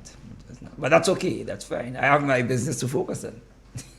That's why I could tell you that I'm not sure that there's been some. Maybe they ain't ready for you yet. Possible. I've been told so too, yes. So what board they gonna put you on? No, I don't want to be on a board. What do you want to be? I simply want to see that they have a real plan for developing the manufacturing sector. And that is going to be based on developing the agricultural sector. I bet you get a call this week. Well, this week I hope it does. But they will call you. But I'm not sure that there now that they know Andres picked it up, they're going to call you. No, but the deal is that I'm not sure there's a plan for developing the manufacturing sector. Somebody's online. Good morning. Go ahead. Good morning. Yes. I just want to ask a question. Sure. Between BJ and Mr. Antoine, those Xpressions planting, is it today is first quarter? I want to plant out some nutmeg and some cocoa. I know there is a saying that it doesn't go to plant on the day the moon cuts. So I want to know if it is a good day to plant it. The person who deals with planting and goes by the book in relation to this is JD. He's not here. But I believe Dalton may be able to help you. Dalton, can you help? Traditionally, based on our calendar agriculture, we use the moon phases, which is very important. And you know, people normally plant the various different types of plants. So a forest plant like nutmeg, which is above ground, we tend to plant it like 2 days and 2 days after the new moon, and 2 days and 2 days after the full moon, within that moon phases. And the dark moon period, we look to plant things underground, basically. That doesn't mean every day is a planting day. It's just that you have different pests that would attack those plants. We have to have more control, basically. You got that? Thank you. All right, then. Have a nice day. Spices, spices, spices. We're all about spices this morning. BJ, you wanted to say something? I see you licking your chops. No, I just want to say that, Andre, if I was to throw in I don't really have much to say on this. I just want to throw in my cat here. Based on what Clifford had said before. My take is that you need, and also in conjunction with what Doc has said to a certain extent, you have to have a national farm plan to develop agriculture. You can't just be getting 10 million here, 5 million there, and then you say, you know something, without a plan, without a proper plan, we're going to spend every cent of it. How are you going to spend it? Where are you going to spend it? Who you targeting? What's the output that you expect? How it will move the sector? All of those. And my take is that we need to separate politics and agriculture. I know it's hard, especially when you're the minister and probably your cabinet is the one who decide how much money being spent here, there, everywhere. And when you want to be elected in the next election, then you start taking the money and play politics with it. Either you start giving your friends, either you start investing in projects that doesn't really make sense, either you start forgetting the people who supposed, the technocrats, the people who supposed to more or less guide you as to, the way forward, because you yourself don't really know. That's not your specialty. And you come wrong and you waste 10 million, and next year you waste another 10 million. Andre, with manufacturing sector, with productive sector, we have to invest in it in a scientific way, in a planned way, in an organized way. And I'm not sure, based on what I'm seeing, and I'm not talking about just this government, NDC government, over the last maybe 2 decades, the quantity of money that passed through that sector, we should be flourishing now. We should be sustainable, but we are doing it wrong. Just to amplify BJ's point, recently there was a project for €500,000 spice project that was spent to develop this spice sector.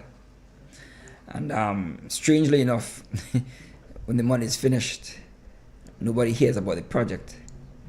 But I'm looking through a document, for example, and I'm seeing they talked about developing manuals for best practices for the sustainable propagation, cultivation, etc. of a range of spices, including nutmeg, cinnamon, clove, pimento, vanilla, ginger. I'll be curious. I've been trying to find out, obtain a copy of the report from that project. As a scientist, I'm not being able to obtain one. Nobody seems to know where one exists. How long ago was that? Within the last year, we've been trying to get a copy of the report. Yeah. You mean how long ago was that? We've been promised, the document was done. I think it was 2013. Yeah.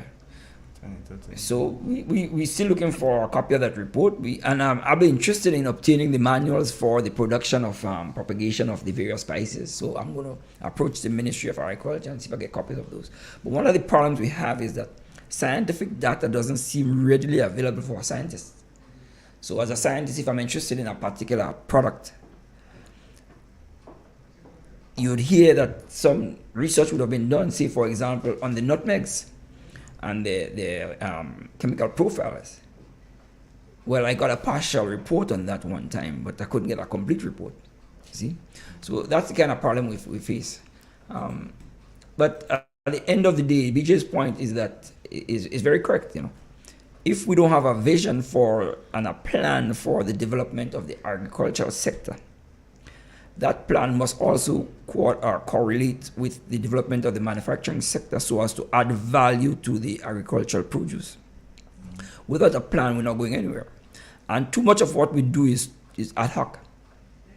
So you wake up in the morning, you have $500 in your pocket, I'm going to do this project.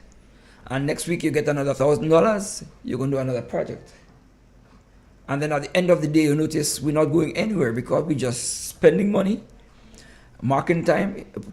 In fact, recently I heard Dr. Rougier of St. Lucia said,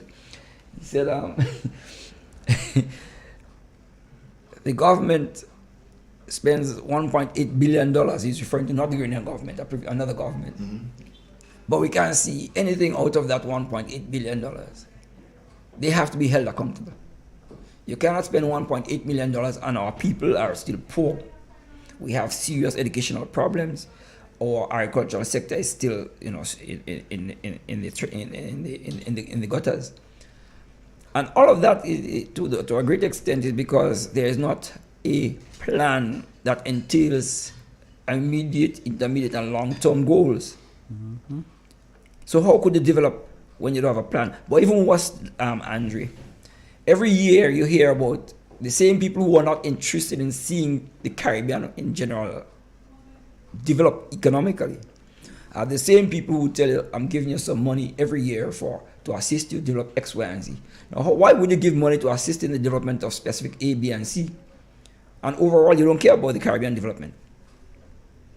And yet still we have policymakers who don't seem to understand that they've just been taken for a ride. Policymakers who do not understand the importance of planning. And policymakers who every year rehire consultants to do what? And every year the same different consultant comes, he gets his money, the report is put in a file, he disappears, and next year they need another consultant to do the same damn thing. So how are we going to move forward? So here is an opportunity. If you are right, I would like to assist our governments and governments in general. If I am right? Yes, let them call me. They will call you. I look forward to that they call. They would not like me to come here next week and say they haven't called. They will call you. Yeah, in that case, it will be important that they understand that without a plan, you can't move forward. And that's our biggest shortcoming. Be advised that you will also be getting a call from the Nutmeg Association. We have a new chairman in Mr. George. Is it George? George. Mr. George. Which George is that? Wayne George. Wayne George. Out of Hermitage. He will call you. Because if he doesn't call you, I will continue to call his name. Okay. Yes. He has to call you. Yes. How did he get that new position, may I ask? Do you know? He campaigned. Andre, election. Yes, sir. I think that what Doc just been saying cannot be overemphasized. What we need in Grenada is projects.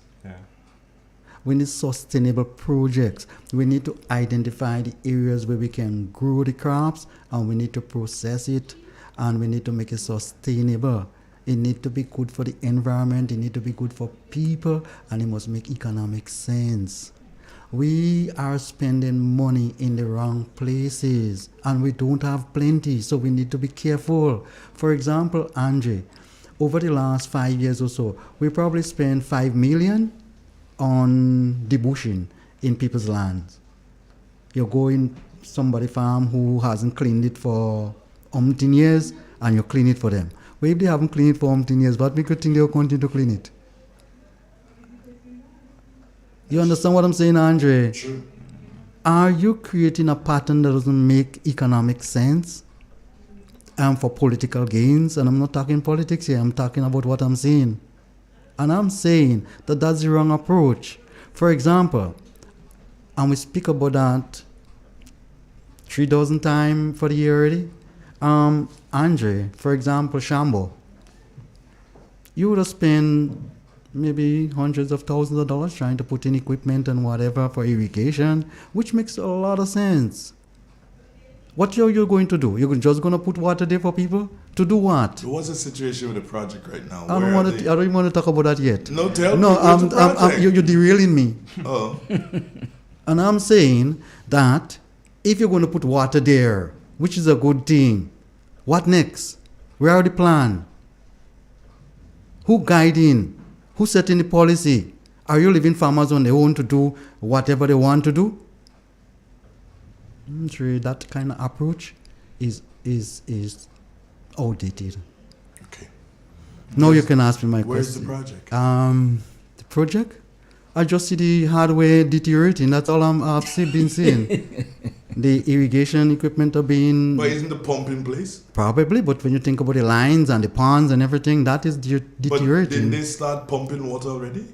I don't think so. They never pumped? Probably there was a trial with the equipment. Stan Phillip is part of that, you know. I call his name because I know he listens sometimes and I want him to call. We will call it though. Good morning. Yes, sir. I just want to back up what Mr. BJ just said. It's the same thing I'm saying. Half of the plans that the government have now for the revitalization of agriculture are more than half, are the same thing that the last government have. I don't know. And most of these things was in place. Most of them was in place. We go back now to square one again. And that's why I'm asking if we have the relevant authorities there, officers and whatnot, trained people, enough staff and whatnot. Because the things are not new, you know. Artificial insemination, we had that in Grenada already. Yeah. Right? The wanting spice, the looking at the amount of spice we want to put down. All that was there already. Even under the last NDC government, apart from the NMP government, those things was there. How much acres of this, how much acres of the other was there. All these things was in place. For instance, let me give you one example. I was working with the schools as an extension officer attached to 4-H, assisting the children. I used to do the schools in Guava and in Victoria. I was sent home in December. Not one thing was done in none of the schools from that time to now. Valuable information. Huh? Valuable information. You were sent home. Yes. Yes. And I'm saying not one thing was done. School is reopening now. We may hear that they under this because the 4-H was still organized, you know, still operating. But nothing was done in none of the schools. Okay. So I'm saying we could be spinning the same wrong again, wrong than wrong. And I'm only hoping that we're not going back and spin wrong than wrong again. All right. Thank you. Yeah. But they say if you are patient, you'll see ants belly. You ever heard that? Yeah. He who is master of patience is master of everything. Of course. So finally, I get to know that Clifford was employed, and they sent him home. I asked him all kind of questions about that, and he never answered it. But you know, Andre, I find you stuck on names this morning, you know. But it's Clifford that called. Everybody knows Clifford. Damn. Clifford, thanks for the information. Andre, with regard to things like... Don't let me have to call your name, Bertrand. With BJ, yeah, that is stained for life. No, Bertrand, I said. Actually, nobody knows me by Bertrand. That's why I use it now. Andre, Yes. With things like artificial insemination, and you hear people making little noise about it and things, which makes a whole heap of sense because you're actually trying to get good breeds and stuff like that in your country and ensure that sometimes it's difficult to import animals and the cost and all of those. So you import the cement so you can get better stock breed. And you know something? We should have farms in Grenada that have 1,000 cattle, 500 cattle, something to that extent, maybe 200. And instead of you're calling people from the ministry who have to take reproductive material from one free refrigerator somewhere, St. George's, and try to put it in some ice and come to the country to basically, get one cow pregnant. Those things making any kind of sense to you? And they should have, farms in Grenada where you have purebred animals, where people can synchronize those animals, just synchronize them. or farms where people synchronize the animals. So when the person comes to do the artificial insemination, Andre, if the farmer can do it himself, he can do 20 cows, 50 cows at the same time, because they all come on heat at the same time. You synchronize them. Those are the kind of thing that we need to start doing. Those are the areas we need to spend our money in, Andre.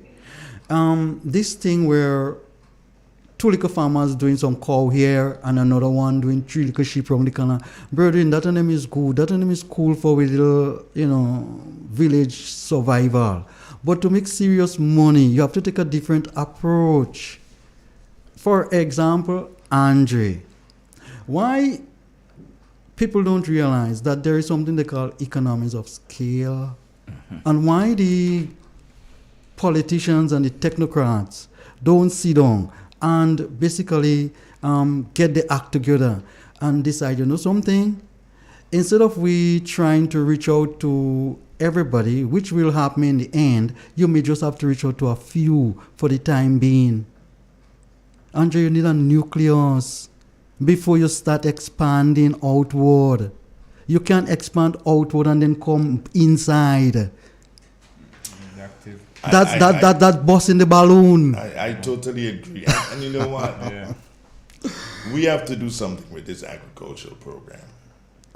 That is why. Could I just, sorry, go ahead, Dalton. SFL, Isle of Spice Island farmers took the initiative where we could collectively develop them. But is it happening? Are there meetings being attended?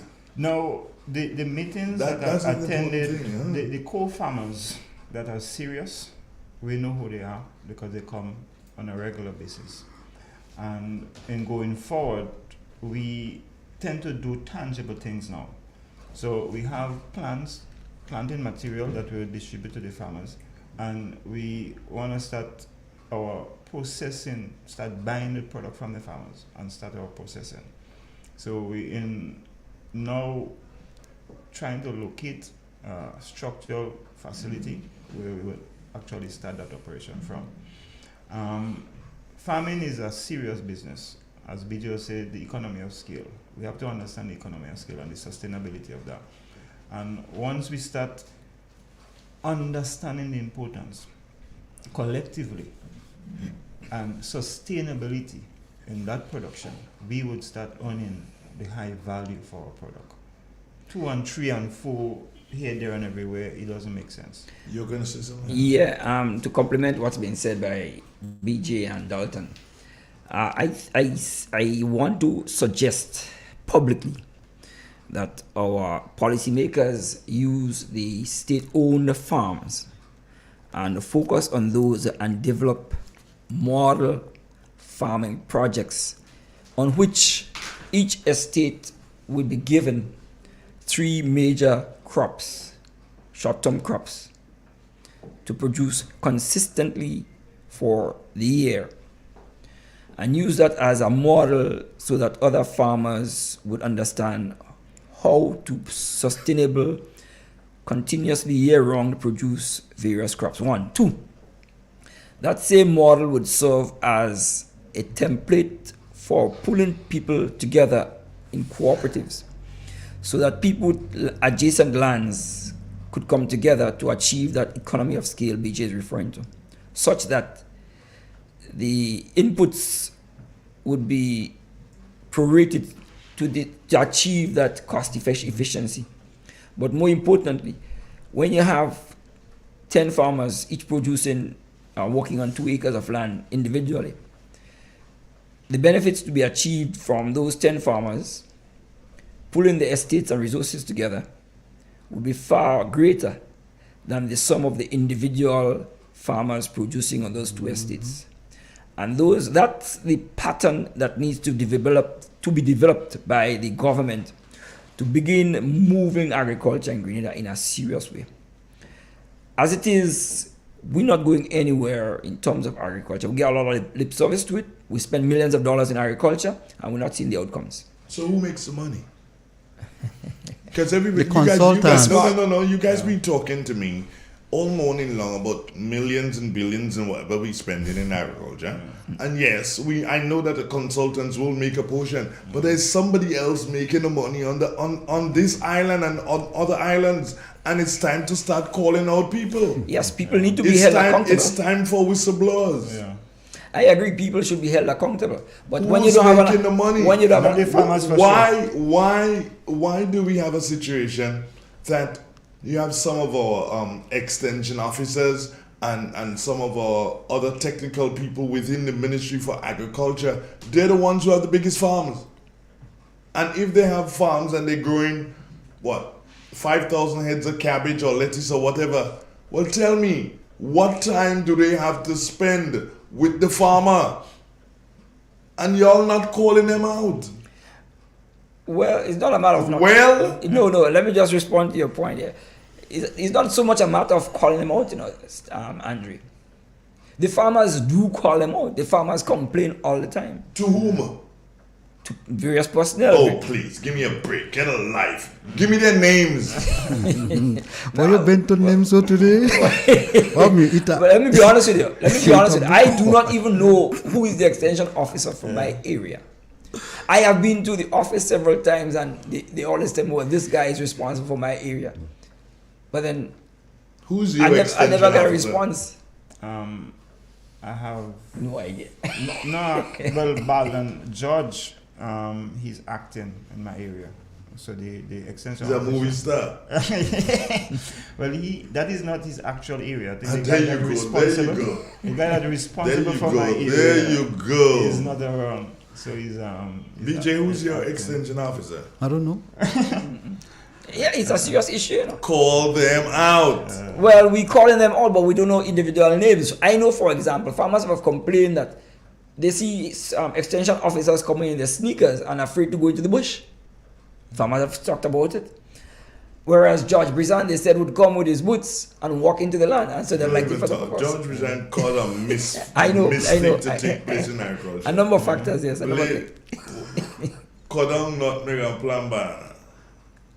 I've heard of that. Yes, Andre, the reality or the situation is that I think a lot of people out of touch with modern day life. Yeah. All right. I got just 1 minute and then I will disappear, Andre. Just give me 1 minute to finish. For example, last year around December, there was a shortage of lettuce.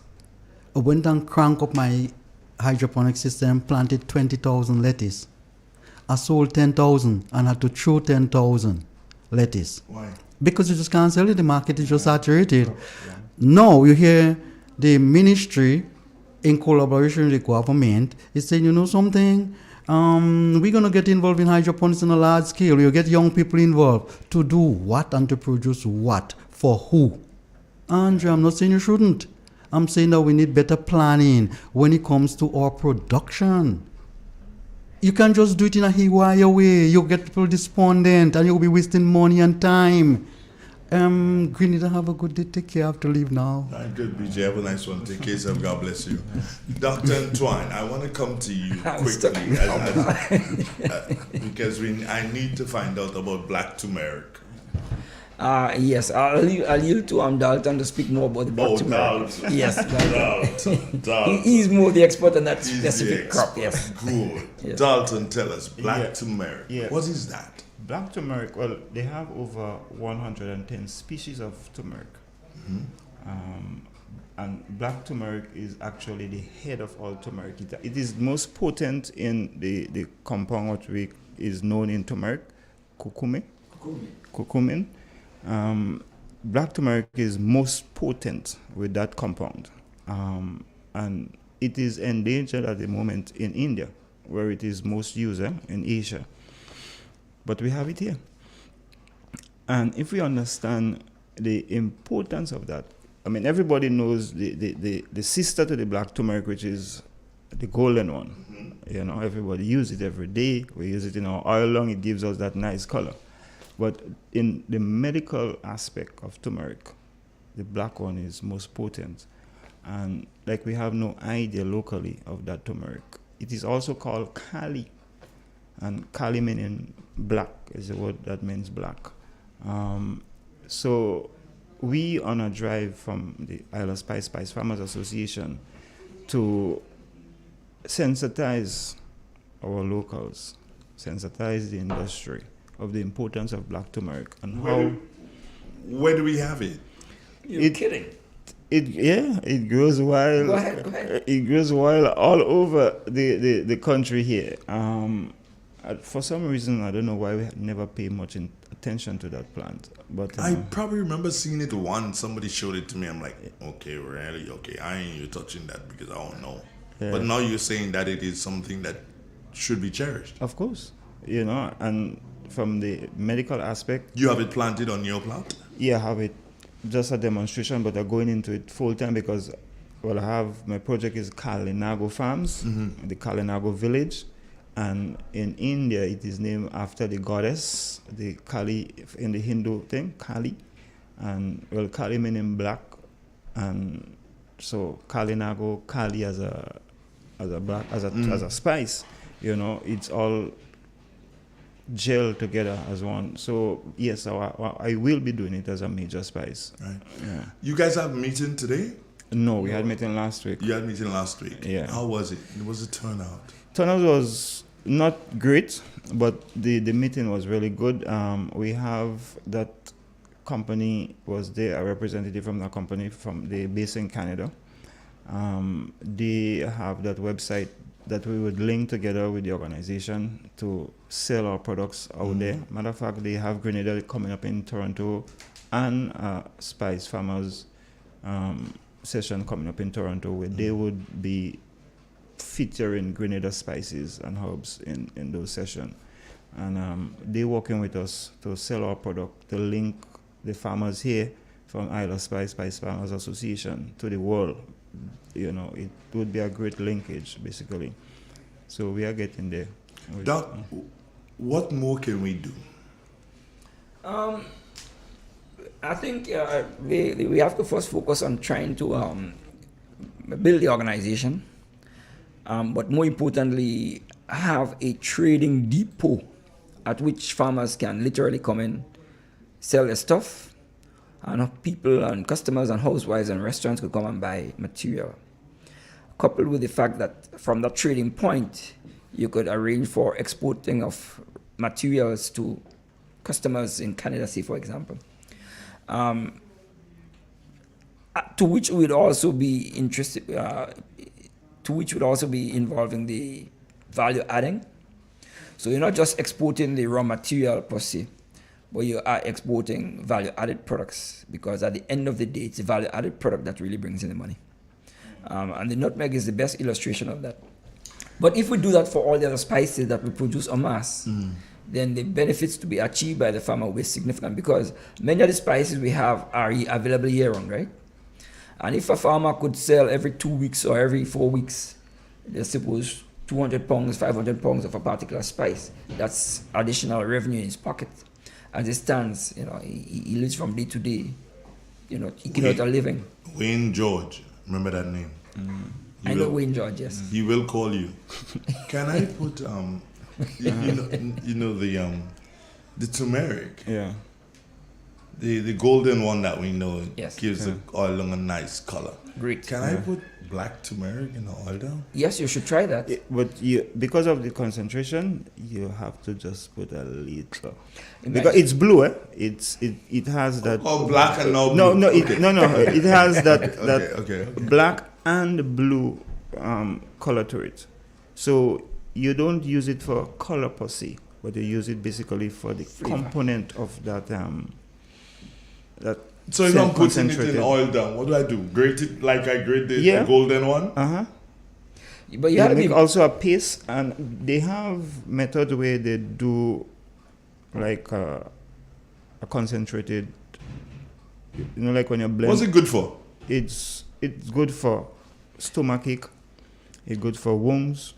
It's good for inflammatory ailments. Because the compound, which is it kills your free radical cells.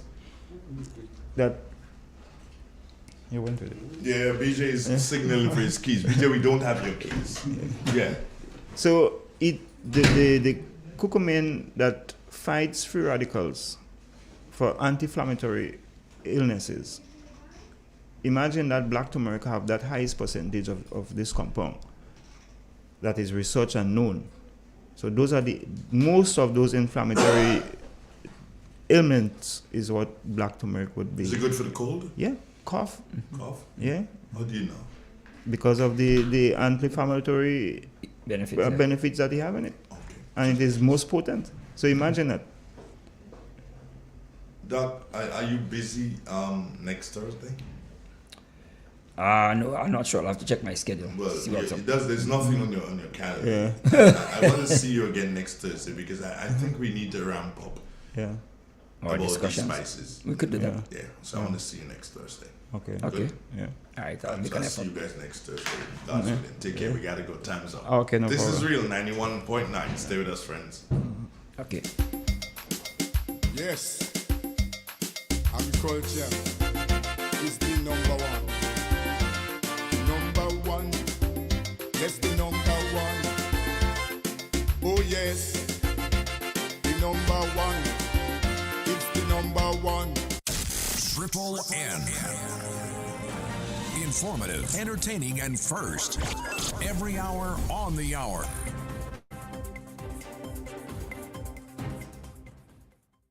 Welcome to the latest news update as produced by the Northern News Network. Details when I return. Gittins Home and Garden Center, your main pillar for agricultural supplies in Grenada. We supply fertilizers, herbicides, seedlings and nursery supplies, diesel water pumps, walk-behind tillers, organic and environmentally friendly agricultural inputs. We're serving you from 2 locations at Birch Grove and booth 34 at the Vendors Market in Grenville. Cost-effective agricultural solutions for all your needs. Visit Gittins Home and Garden Center for the best in everything agriculture. Call us on 409-2175 or 438-4337. Gittins Home and Garden Center, from your farm to your backyard. Welcome back. Locally, Minister for Carriacou and P.T. Martinic Affairs and Local Government, Honorable Tevin Andrews, has given a listening ear to environmental wardens on the island. Carriacou has 4 groups of wardens who were paid a special visit by Minister Andrews, starting in the south of the island. Commending them for their work in maintaining drains and roadsides, the minister said that he appreciates the wardens because what they do is important in ensuring the environment is kept clean. In the region, Trinidad and Tobago's government and the UN work on development plans towards 2026. The government and other stakeholders in pursuit of the 17 global SDGs and the United Nations have jointly undertaken the Multi-Country Sustainable Development Cooperation Framework 2022 to 2026. Planning and Development Minister Penelope Beckel said through the MSDCF TNT is strengthening its implementation mechanisms and resources for enhanced benefits to all residents and citizens. She announced that the government and the UN have conducted the first meeting for 2023 of the Joint National Steering Committee JNSSC of the MSDCF 2022 to 2026. The meeting focused on the analysis of the delivery of implementation of the country plan and the effectiveness of results groups, with key action points identified in areas such as migrant support, building capacity in the agricultural sector, sexual reproductive health, gender-responsive financial support, and more. Progress towards the intended deliverables of Country Implementation Plan TT 2023 was assessed, as well as changes in the national context, with partnerships and resources identified. Success and failure factors, challenges and opportunities were analyzed, with lessons learned and recommendations made to improve performance, and guidance was provided in terms of prospects for the remainder of the year 2023, particularly in relation to the strategic priorities and key actions to improve CIP-TT visibility and delivery. Mahalia Joseph Wharton, TTT News. Around the globe, Trump to be arrested in Georgia election racketeering case. In just a few hours, Donald Trump will be arrested for the 4th time, this time here in Atlanta. The former president and 18 co-defendants being charged on several counts, including racketeering, attempts to thwart the Electoral College process, and spreading false information about the election process. The local district attorney here calling the group of 19 men and women a criminal organization who refused to accept the results of the 2020 presidential election and who conspired to overturn those results in Trump's favor.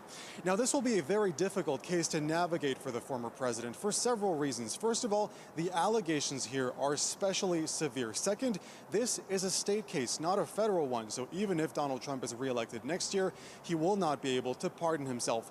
And third, there will be less of a preferential treatment for Donald Trump. He will be booked at a county jail this Thursday. A mugshot will be taken, likely released, and seen around the world. Now, some of his co-defendants have done just that in recent days, including Rudy Giuliani this Wednesday afternoon. He was booked and released on a $150,000 bond. Donald Trump's lawyers struck a similar deal except for $200,000. The deal conditions are strict, though. Donald Trump will not be allowed to discuss the case with any witness or any of his co-defendants. And in sport, Inter Miami came back from 2-0 down to reach their second final since Lionel Messi joined MLS side last month. The Argentina forward 36 had 2 assists in a thrilling US Open Cup semifinals at FC Cincinnati, which ended 3-3 after extra time. It was the first time Messi failed to score for Miami in his 8th game for the club, but he converted his penalty as they won the shootout 5-4 in Ohio. Miami also beat Nashville on penalties to win the league's cup on Saturday. This ends the latest news update as produced by Triple N. Thank you for listening. Triple N. Informative, entertaining, and first. Every hour on the hour. In our part of the world, we need to be prepared for natural disasters like storms and hurricanes, even outside of the season. I'm sure you'll agree that keeping our loved ones, homes, and businesses safe is important. So, I came up with a few quick tips to help you stay safe. Familiarize yourself with your electrical panel, as it may be necessary to switch off the power during a storm or flood. Make sure you install a transfer or isolation switch to prevent your generator feeding electricity to Grenlec's line. If trees are too close to power lines, call Grenlec at 237 for advice. By following these easy steps, you will be well on your way to being hurricane ready. Don't be caught off guard by natural disasters. Prepare now. For more information, visit grenlec.com.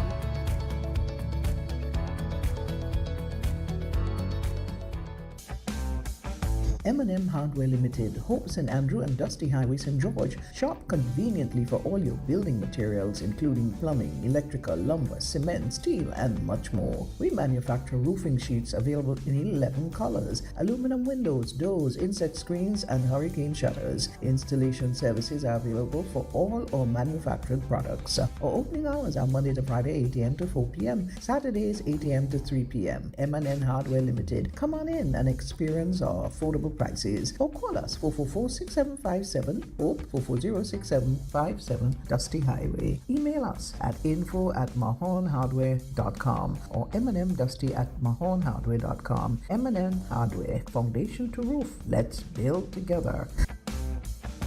You ever hear Earthquake call and say, "Hello, Miss Lee, yes, it's me, Earthquake, I coming Tuesday around 10? No, sir. Earthquake does arrive unannounced, and when it come, it shake all sense and sensibility out of we. Remain calm, stay inside, and do the DCH. Drop, hover, hold on. Once the shaking start, you know it's earthquake. Make a quick move to a safe place. Don't run to the door, we are in the exit. Stairs might block up or full of people. Elevator, avoid that, because you might get in and poof, power gone, and you're stuck in that box without ear. Take cover under a strong table or a bed, or crouch against an inside wall or in a corner, and cover your face and your head with your arms. Remember, DCH, drop, cover, hold on. Glass windows and doors, outside walls and doors in an earthquake, bad news. Take care yourself. Most injuries during earthquakes happen when something drop and hit people entering or exiting a building. Last thing, nobody run outside and ask, you feel it, you feel it? Remain calm, stay indoors until all the shaking stop, and do the DCH, drop, cover, hold on.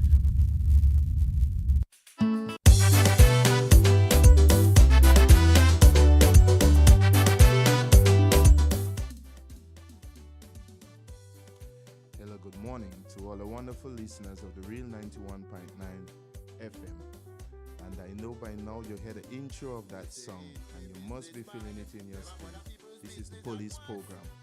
This is Behind the Badge for Thursday. And this morning I'm quite excited, I must add. It's not often that we get our divisional commander to be featured on the program. And this morning I have him in my company. And I desire to ask him some difficult ones today. So you are in tune for a very good program. I must say that he's no stranger to the media, and he's a gentleman with a wealth of experience. He's even a former head of the Community Relations Department, and you don't get to sit in that office if you do not know how to put your things together. So we have a well-rounded police officer. Some people say he's a soldier, some people say he's a police. In truth, he have been all these things and still much more, because he's also a man of God. So we have a very dynamic person in our presence this morning. Assistant Superintendent of Police, Mr. Desmond Richards. Good morning, sir, and how are you? Good morning, Corporal Lewis, and good morning to the listening public. And it's a real pleasure for me to be here this morning, to be with you and to speak about the issues and security and things that affects us, and even some of the challenges and how we mitigate them to ensure that our country remains safe and secure, and of course, one of the safest within the region. Yes, and of course, this is one of the points that we cannot overemphasize. Security is one of the things that attract persons to our show. Grenada is rated as one of the safest countries. And I like to say, sir, that this is no accident, but is as a result of intentional actions by our leaders and our commanders. As police officers, we are tasked with that, basically that job of ensuring that our country remains safe.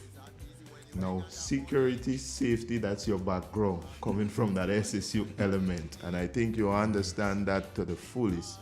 Definitely. You came in the division in a very testing period. And say that again.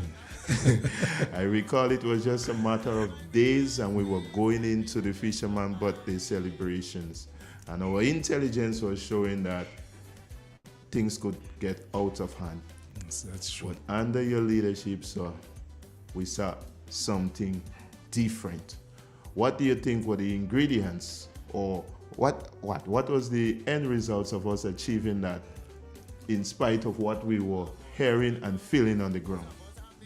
Right. And a very good question. And I want to start by thanking the public and thanking the St. John's community, for adhering to some of the information, the guidance that we gave before that time and during that time. And I started thanking them because, you can do a lot, you can plan a lot, you can be the best strategist. And if persons do not adhere to what you're given, the information you're given, and act upon it, then we still sometimes may fail. So I want to start by thanking them. But you're right, I came in at a time when a lot was happening.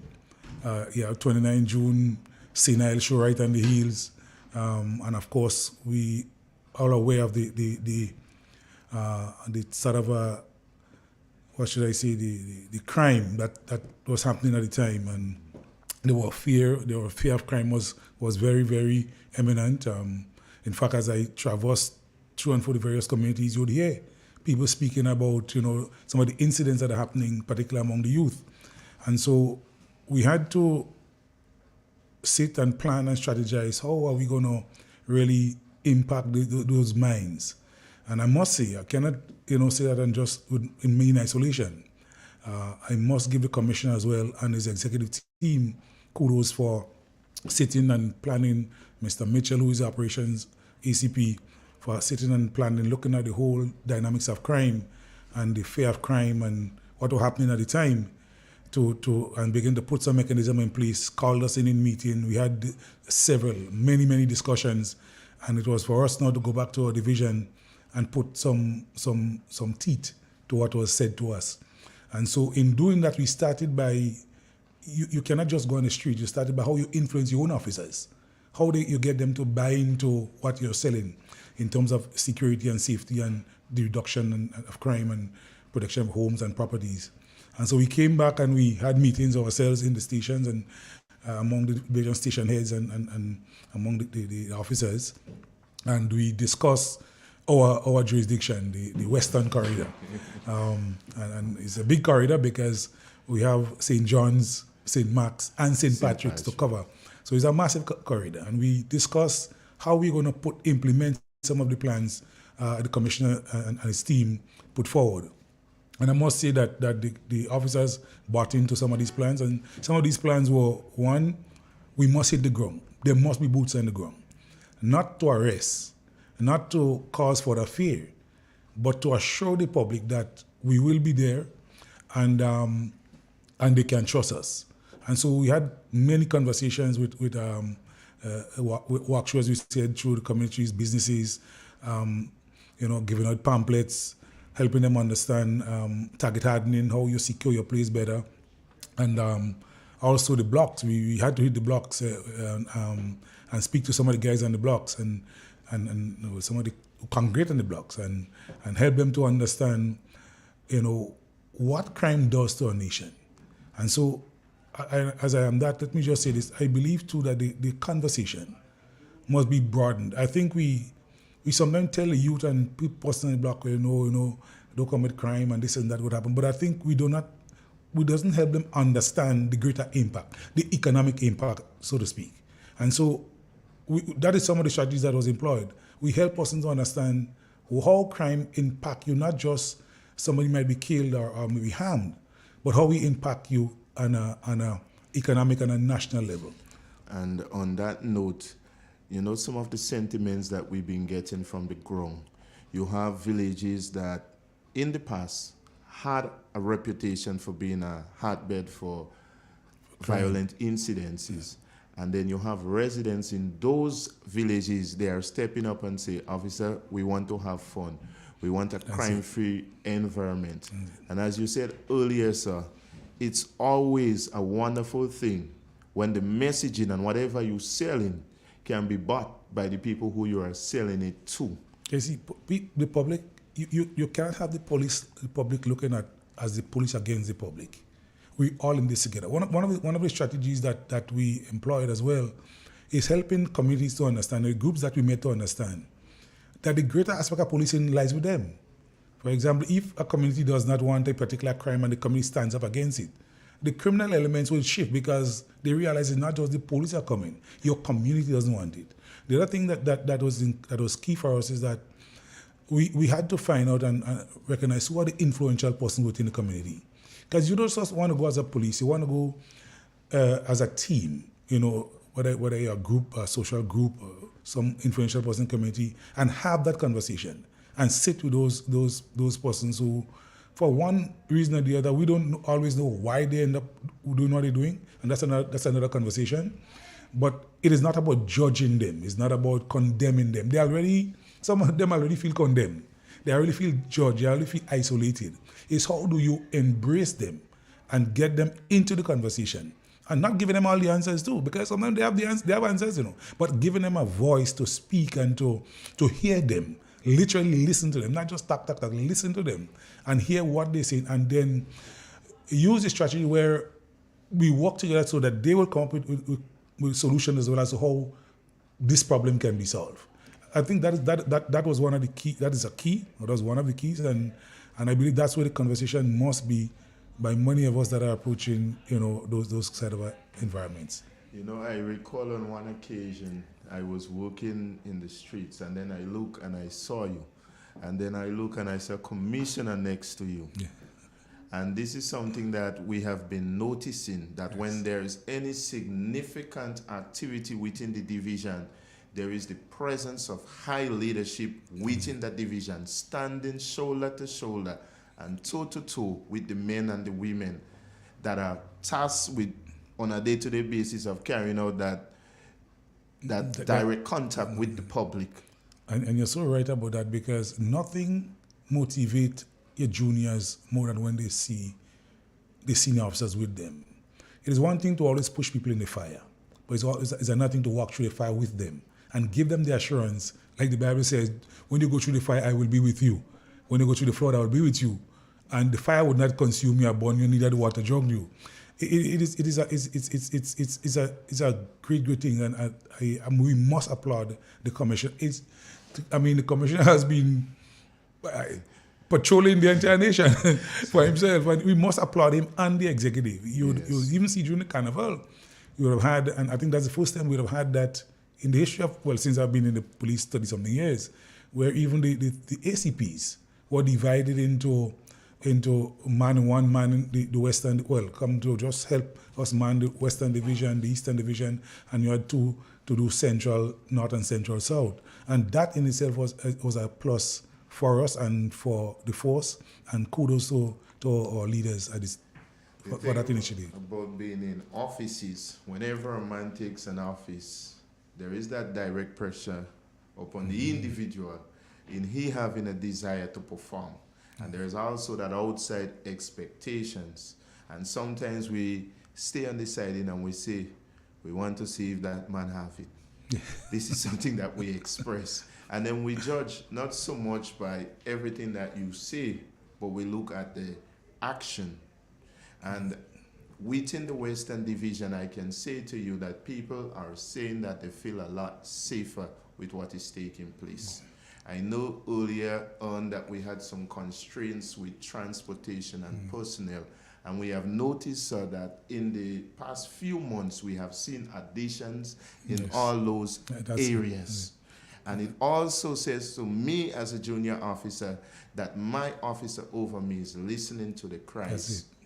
That's it. And we appreciate, because you need certain equipment to fight crime. Oh yeah. I mean, having human resource only without the other necessary resources it makes it work a lot more difficult. But I'm also, Louis, I also believe that you can have a lot of things and get less done. You could have a little bit of thing and get a lot done. It's how you manage what you have and how you prioritize your various aspects of what you need to do. What comes first? What comes second? What comes third? And where my resources is most important.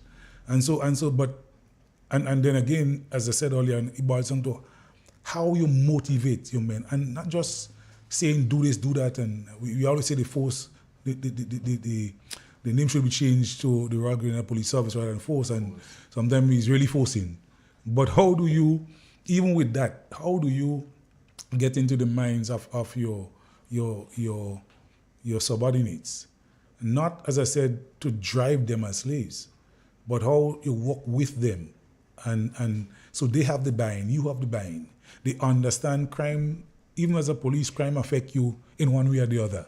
It affect your pocket, it affect the time you spend with your family, because the more crime, more time you have to spend in stations, the more peace is the more time you have, more leisure time that you have. So how do you communicate all that to your officers themselves? So they have the buy-in, they understand the importance and drive them, and that, have that driving force now to say, you know what, I want to be not just a police working for a money or getting a pay, but I want to contribute to the long-lasting security and safety of my country, knowing that I have family, because what I do today impacts what happens tomorrow. I have children, I have a family growing up, and I want to be a contributor to that, to make sure that even when I'm not a police, I can be safe myself, my own family and my own friends and people can be safe themselves.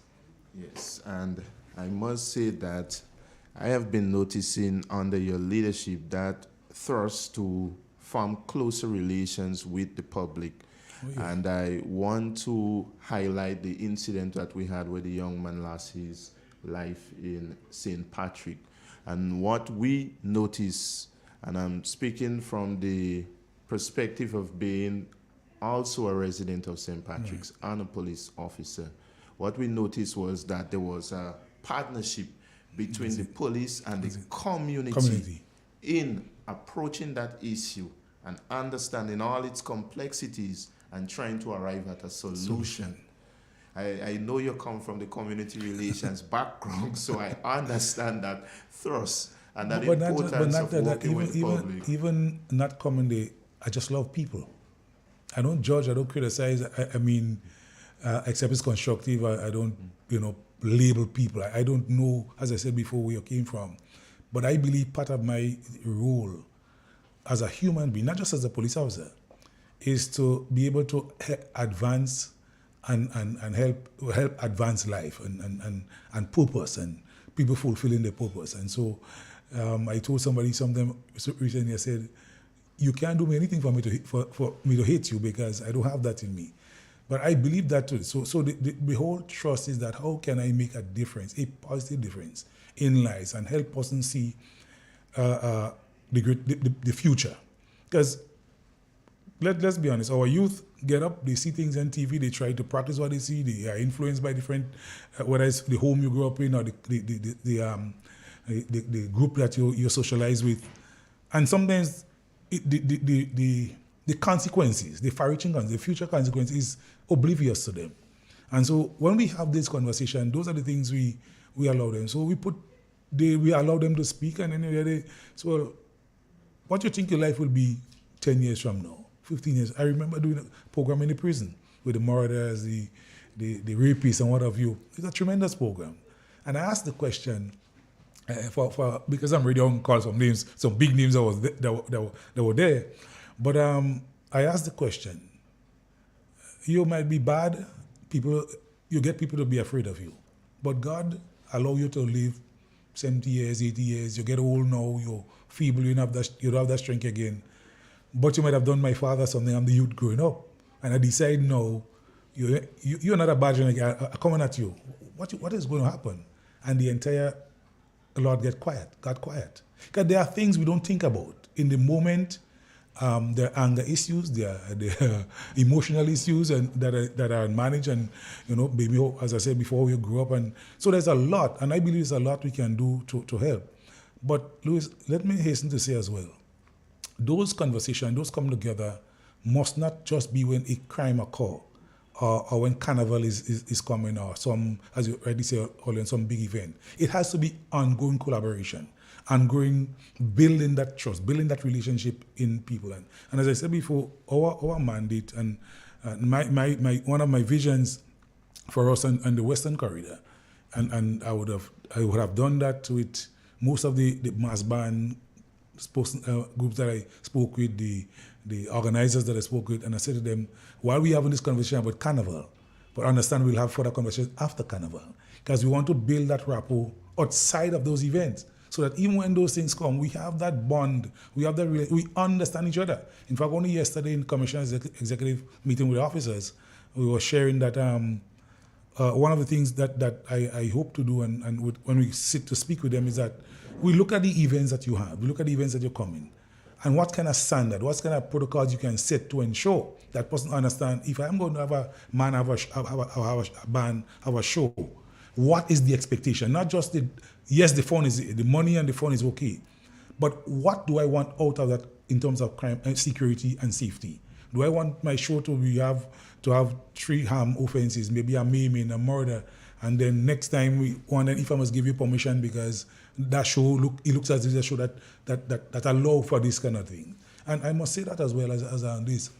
I want to applaud to those groups, the various organizations and groups that we spoke to. They really bought into what we are selling. And if you notice for yourself, and we move from 29 June to Carnival, if you notice yourself, even some of the language that was used over the microphone for some of the shows began to be changed, because we had conversations, and we try to help people use language that does not invite crime and offenses or disrespect of one another.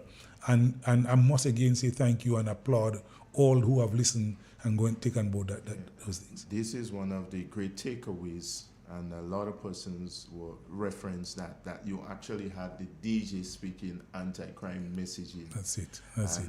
when we work together, it just shows the level of success that we can have. That's why we call it team. Yeah.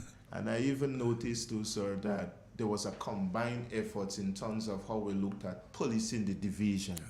We had our VCPs, and on those VCPs, you had officers from Sotes, officers from St. Mark's. You're getting as far as Grand Rise. So you had that mix. And what that mix presented was an opportunity for more people to know more people. That's it. And it created an ease on the ground. That's it. But not only that, as I alluded to before, when you have little resources, you have to know how to maximize it. And we recognize that based on what was happening in Sotes or St. Patrick's, the St. Patrick's police were not enough and able to handle it themselves. How do you police? Is it a St. Patrick's police problem, or is it a Grenada problem, St. Patrick's problem? And that is the thought that doesn't go through your mind.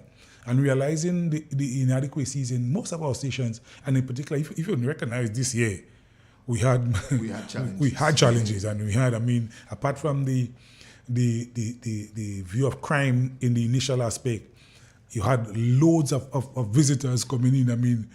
I can't remember the last time I saw so much persons in Grenada. It's like every show was filled.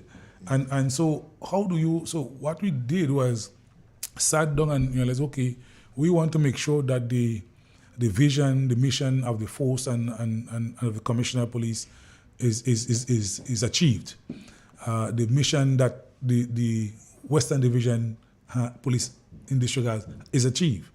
And so in order for that to happen, we sat down and brought everybody on board. So whether you were fire, you were CRD, you were traffic, you were in Grand Rise Union or the 5 stations across the Western Corridor, we decided we're going to police the division as a division and not just as a single station. So you'll also notice that there were activities that were happening in a particular jurisdiction, Sotes, and you would find maybe the inspector from St. Mark's, Victoria Police Station, or heading that, because if you leave it up to the inspector alone in Sotes, she would be overwhelmed and she would fall. And I want to say that to you, because with all the things that we get right, we must acknowledge failures. And I recall when we had the St. Mark's celebration and that first race over jam. Right. Now, how you respond to failures will determine the type of future that we have. That's so true. And one of the complaints, or some of the complaints that arise from that, was that activity was inadequately policed. And what we noticed that we learned from that moment, and that every single activity that we had within that division, we boost up the amount of police officers there. In fact, there were times one might have wondered, all that police. And that's true. But you can't overemphasize security, whether it's economic security, social security, financial security. You just can't overemphasize it. But in all said, experience and training and has a lot to do with how you plan as well. Knowledge. So, for example, if you are now, have not been experienced in a particular field and I just throw you in it, you will have issues planning and coming up with right solutions. And so sometimes, but failure is not the problem. It's not learning from failures that is the problem. And so yes, we would have seen it, of course, and it was a learning experience for us. So we know in future how to better police those events. But also one of the things that is key is that not just saying you're having an activity, because the same activity you have last year and that you're having this year, because of environment change, social change, economic change of government, change of so many things, it will impact. So because you had it well last year does not mean the same thing will happen this year.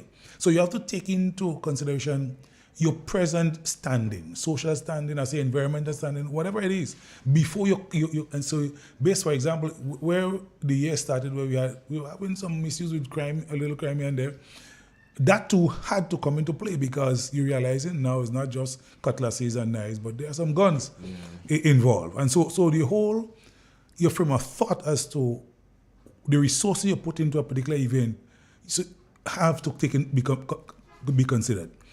As I said just a while ago, last year might have been a different environment, different period, fellas. Certain things may not have affected them, and you did not pick that up because one of the things. So in essence, your what you do has to be intelligent driven.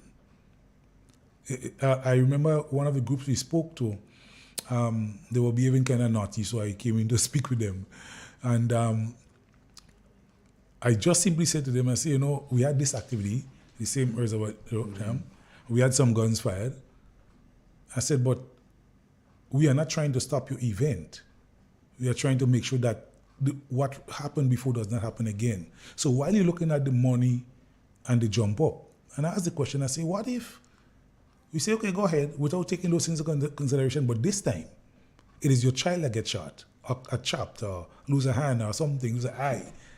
What would be a response? And the group got quiet because sometimes real for them now. That's it. You see, when it doesn't come home to you, sometimes we miss certain things, and then we were able to have conversation and plan, and they had all the activities, but it was peaceful. We had the right among the officers in the ground, with the right amount of gears and equipment, placed in very strategic positions, and also they too were assisting us in ensuring that there was some sort of camp. So if something looked as if it would have raised its ugly head, as we see, they were also, no, we didn't come here for that. We came to have fun.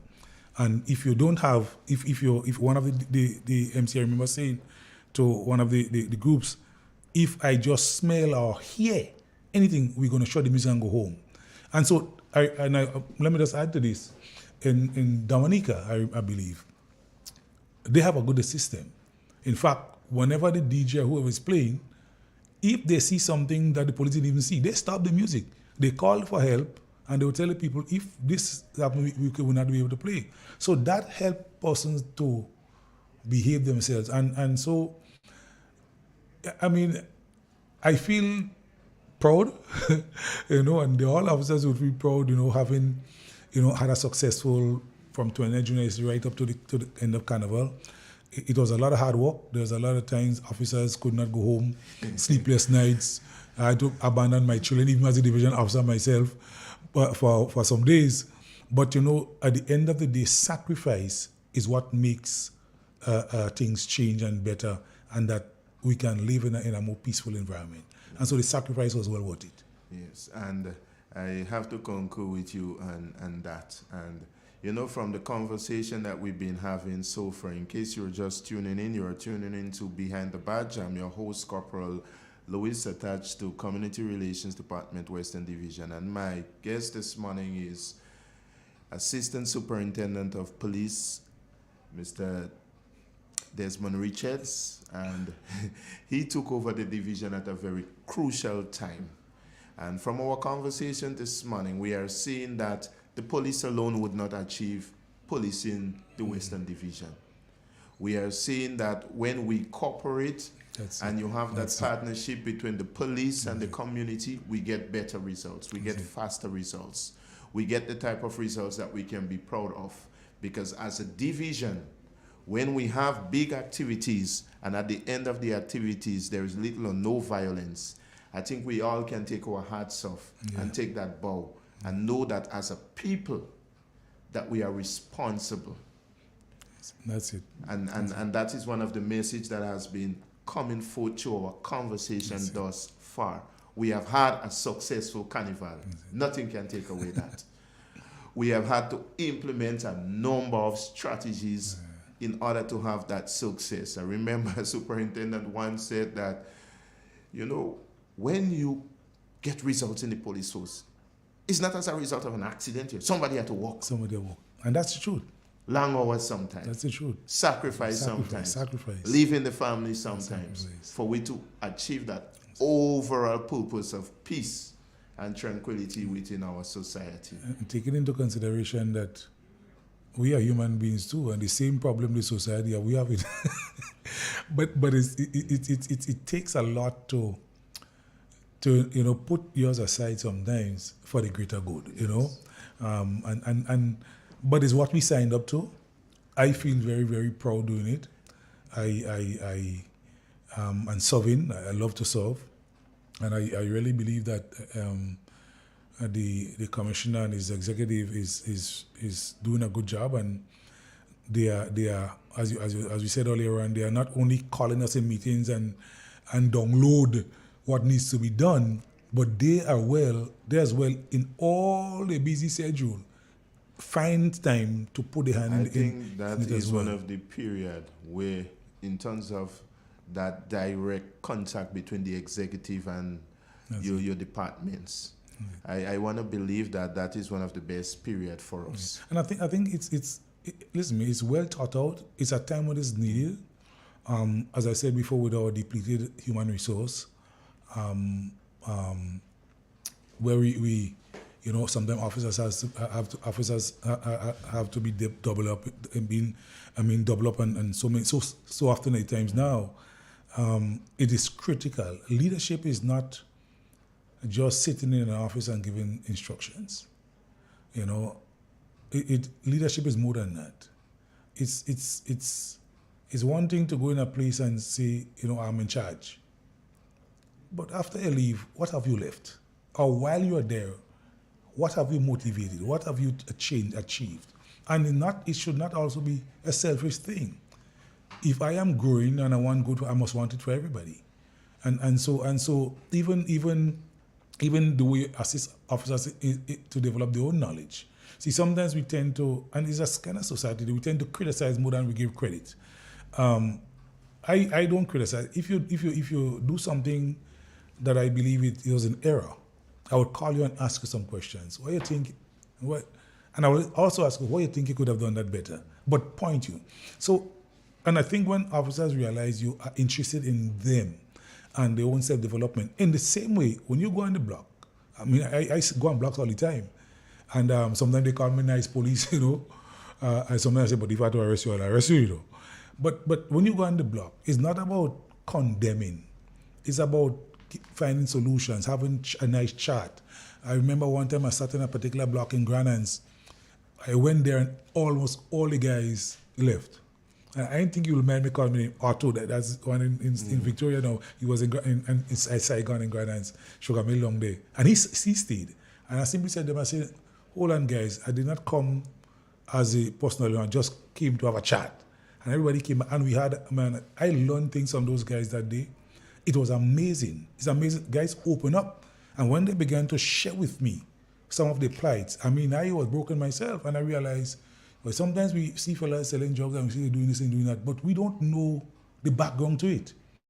So it's not just about condemning, but it's about finding out who they are, what drove them to that, and how you can be an assistant to those to them in terms of their own personal development. I want to take you back, Mr. Richards, to training school.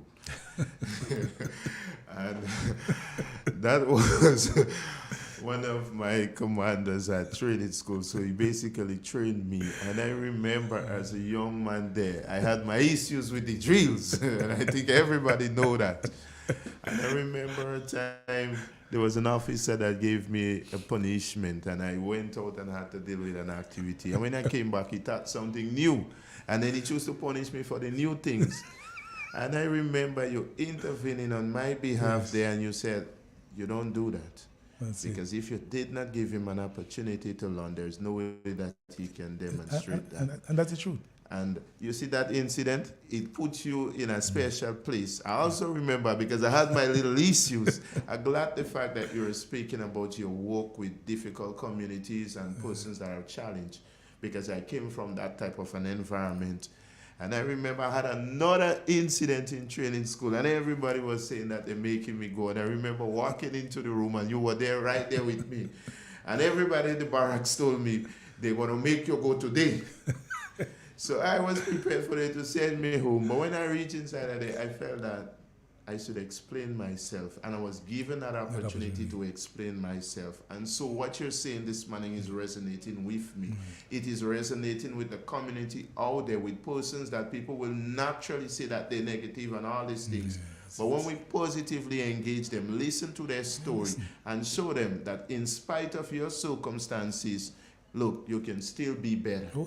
And that is the messaging that is even turning around the gun battling go after the area that most people will just hear of it and say, you don't go to that area there. Listen me. Police is in and out of there. So much police has been in there now. I've been on the ground so long and for so many times, you know what is one of the takeaways? Louis, as big as we are, we need attention, you know. Some people, just attention they need, you know. Just to know that somebody is not looking down, but can embrace them even when they're dirty. And I'm not just talking embrace with a hug, but how you listen, how you share your own feelings with them. There are things I share with people and they sometimes don't believe me because they can't put me there. But I know where I came from too. And I've always held to the concept. If I was down in the mud and had the opportunity to come out of the mud, I should not climb on the mountain and live lavish and say, don't worry about them anymore. I must first stretch a hand down to them in the mud, pull them out, and then we can walk the mountain together. Because nobody's an island. And no matter what you do, no matter what you have, you still need somebody sometime, at some point in your life. I think as a division, we can be proud of having your leadership along with your team, Miss Lewis, all our commanders within the division, and being a young NCO within the division, and just being within the Royal Grenada Police Force now with changing dynamics. Back then, a young person probably would have be given more time to be trained before, you place in that office. But now, our training is more hands-on. That's it. And having those meetings. Something I noticed that you like to do, sir, is to meet with your staff, meet with your commanders, speak, share your experiences. If it's one takeaway that we can take from you from every meeting, you always feel that need to share that experience and be a sort of father figure to young officers. I don't think I could help it. And we appreciate that. Now, when we started, you mentioned the fear of crime. And for a lot of people, the fear of the crime is even more dangerous than the actual crime itself. You see, the crime itself might be isolated to just a person or a family. But the fear of crime spreads through communities. I remember when those guys like Stalin, Bruno, and them was out, you had the entire whole of Grenada in fear. People begging us to hold them, and the afraid, they locking up because it impacts and affects a wider cross-section of society. And it limits free movement, it limits, what you want to do. And so people are going to work cautiously, they're running back home. And I really would not want us to become as some of our neighboring islands. It would not do well for us. And just in passing, I remember one of our ex-commissioners was sharing with us how the whole thing about crime is judged in your nation. And when you pass a certain amount, like 10 murders, then you're starting to have these write-ups. It goes into, so we are tourist destination. We want tourists to come. That's where our foreign exchange and whatever comes from. And if that falls apart, we're in a lot of trouble. And so, but when I remember when I was working on the airport in aviation, security and we went on a course. And they said to us by I can't remember if it's 2030 or whatever, you'll have more people traveling than ever. And but because of what was happening in the Middle East and that block at the time, we were told that they will still move, but they're looking for places that are safe. And so what us as Grenadians must realize is that the less the government have to put out in terms of if you don't have it, you have to find it. But if you cut off the resources where you can find it, then you wouldn't get it. So you're left without being able to help the poor and vulnerable. Your seed program, all these things will have to cut off because salaries will stay at a standstill. So and that's why I said in the beginning, yes, we're speaking behind the bad police, but my mind and mindset in terms of what we do and the importance in why we do it is so critical to our economic boost that we cannot trivialize it. And that's why we need to have this collaboration, this conversation. And we can't leave it up to government and to other. We too have to be a part of the conversation in driving that sort of that mentality. I'm so happy that you take the time of this morning to be part of that discussion. And as you sit in your living room or in your vehicle, you're driving, wherever you be, I want you to know that yes, that you also have a responsibility towards policing this community, policing our nation. When you see crime in your area, you have a responsibility to call the police.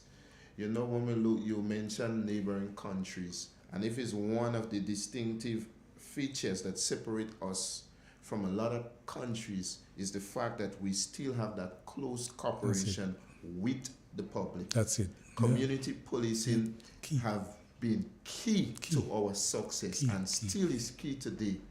And successive commissioners, even our present commissioner, you've said something earlier, and he's a man you just see in the community. He's like just shows up everywhere, and he just shows up. No security, no nothing. He observes, he sees for himself. And you know, those things occurs when you have a love for your nation and a love for people. He's approachable, accessible, and that in itself, we start seeing that unique feature, because when he took that hat check, we wanted to see what type of commissioner we're going to get. What I love about him as well, if he notices something, even sometimes before he tells you, he drills you, ask you questions, because he wants to see where your mind is, what is it your train of thought in terms of dealing with it. And so it's not just, sometimes the question is not just to put you to squeeze you in a box and make you look stupid, but he's trying to expand well, see where you are first, and then if there is any way that you realize, okay, if it's good, you say, go ahead, man, you should go ahead. And if not, you say, okay, here are some other ideas that you can put forward in terms of dealing with that. And I really, really, really, Mr. Mackenzie, I really appreciate that about you in that aspect. You know, recently we were part of a meeting and where we had a situation with our ACP in charge of crime, came right on the ground, wanting to know, what is it that you guys are doing up here? How are you confronting the crime that is facing the division? And we were able to speak as a division, speak to the fact that we are on the ground. Tongue patrols, community patrols, school visits, bringing the different interest groups in the community together, re-establishing our CABs. And when you came to CRD, I remember you said something. You say, all where I go, people say I'm an action man. And one thing I can say about your leadership, you're not moved by words, but you're moved by actions. What are you doing to change situations? I hear you, but let me see it. You know, because I mean, I wear a lot of caps, and sometimes the most brilliant talkers is a lazy set of people.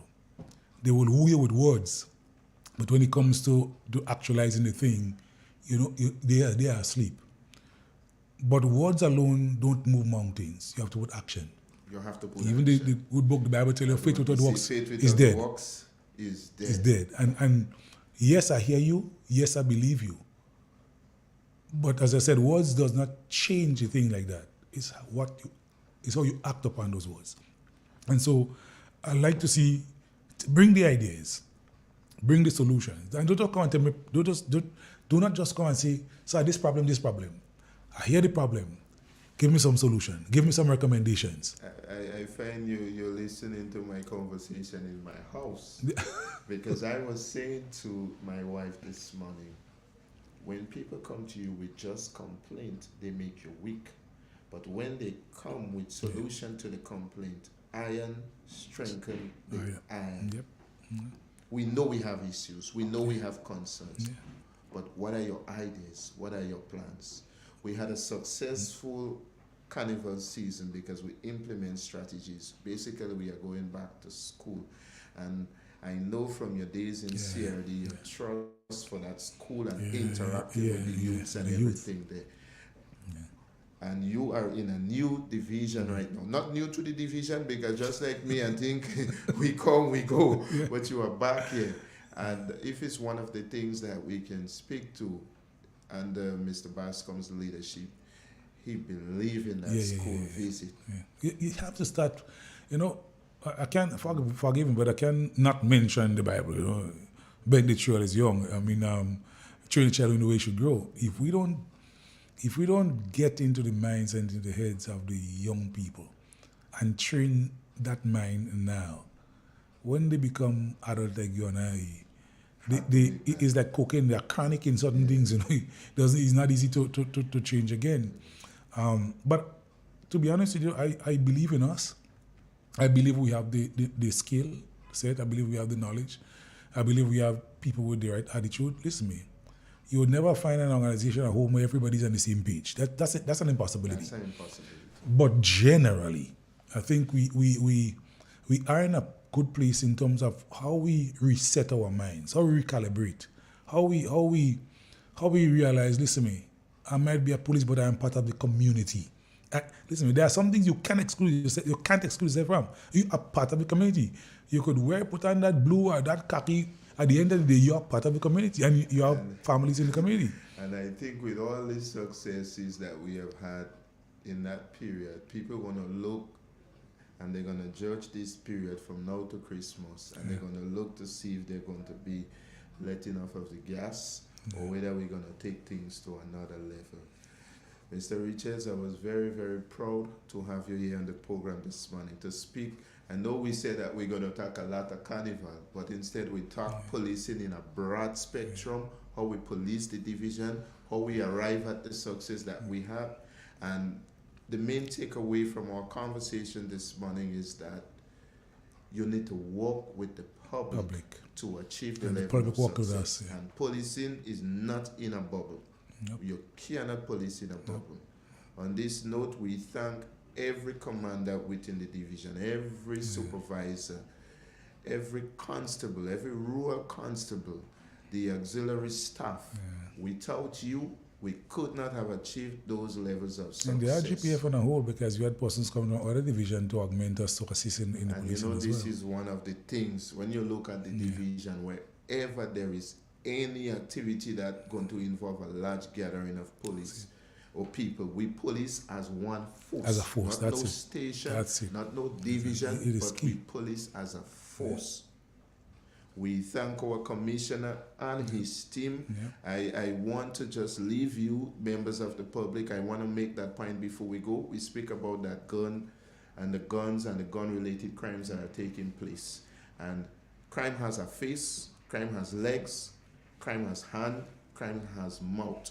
If somebody is in your house and they have an illegal firearm and you know that they have that illegal firearm, and you, that is that responsible person in that house, you are not doing anything, you have to consider that there is a possibility that crime may occur and that gun might just be used to affect some member in your family. Maybe you themselves, maybe even you. Could be an accident, but... And that's why we are saying, you have illegal firearms, you know of it, call your nearest police station. Let us take the guns off the street. We enjoy peace, we enjoy tranquility. People come to our shows because we are safe.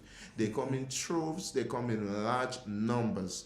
And if we are to lose this... And they bring money, foreign exchange. We lose this, and as a people, we all going to be feeling that strain. You know somebody in the community selling drugs and they are trying to destroy the minds of the people, call the police. Let us police together. On that note, if you have been a member of any cab within the division, we want to see you, we want to hear from you. We are reactivated. Anything that we do to police and make people's lives better that is dormant for now, let's come together, let's have that conversation, and let's build up our division. Mr. Richards, we thank you for having you in the division. We thank you for your team. We thank you for your leadership. The Bible says, mark the perfect man, behold the upright. The end of that man is peace. Peace is what we enjoy throughout that period. We saw it as a direct result of intentional actions by our commissioner, by our divisional commander, and we thank you. We want more and not less. You set us up. We have a great appetite and expectation. And we want to see that peace now translate within the Christmas. Because before you wink your eyes, we are in that Yuletide period. Right there. And we're right there. So we appreciate you for coming on the program this morning. And we trust that as members of the public, you would have learned a lot. You get the insight, you get the scoop as to how policing operates. You see that you are important to us achieving those goals that we have, and we look forward to working with you even closer and even achieving more success. On this note, we are saying goodbye. We are saying thank you for giving us your listening ear. Do enjoy the rest of your day. Be productive, be happy, be strong in the Lord and in the power of his might. This is Corporal Lewis saying goodbye for now, and I'll see you next week, same time, same place, same radio station. More positive content, you can look forward to that. Take care, have yourself a wonderful day. Thank you. At risk is the only reason. We get more in this report. The laws are on the books. Abortion is still a crime. Rape is still a crime.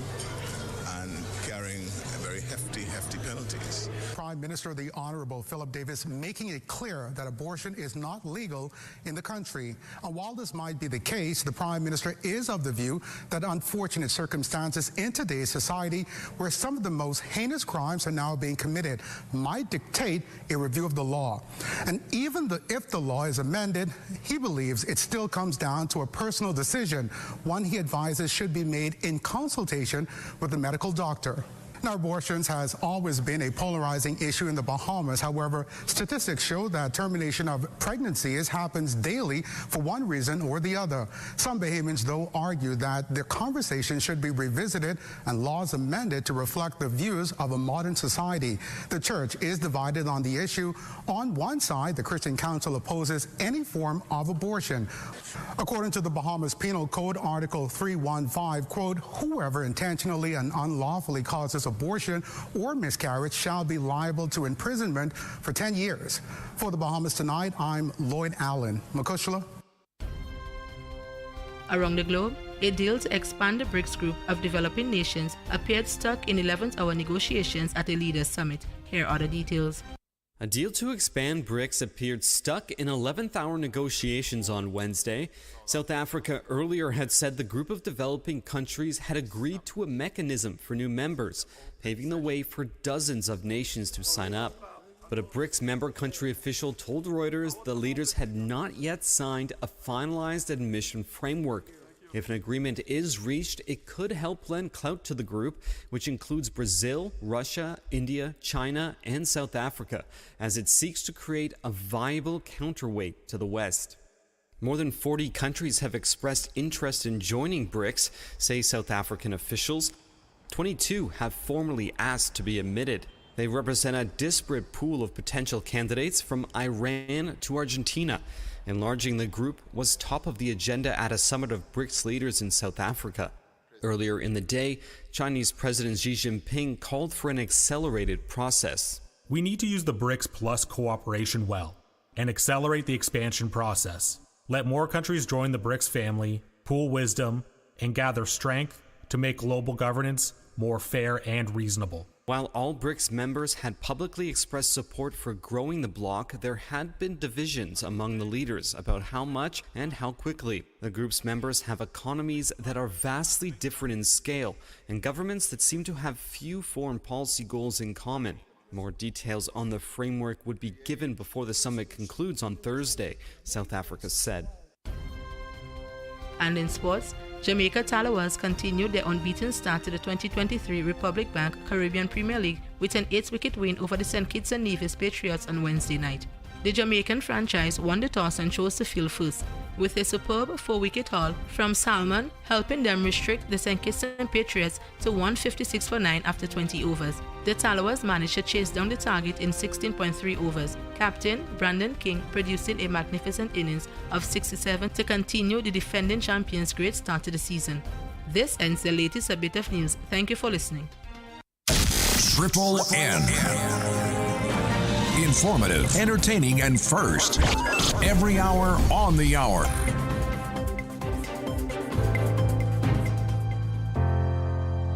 The Grenada Dental Association, partnering with the Ministry of Health, the Ministry of Education, Great Shape Inc., and Spice Isle Smiles, present Seal Grenada, sealing children permanent teeth between the ages of 6 to 17 to prevent decay.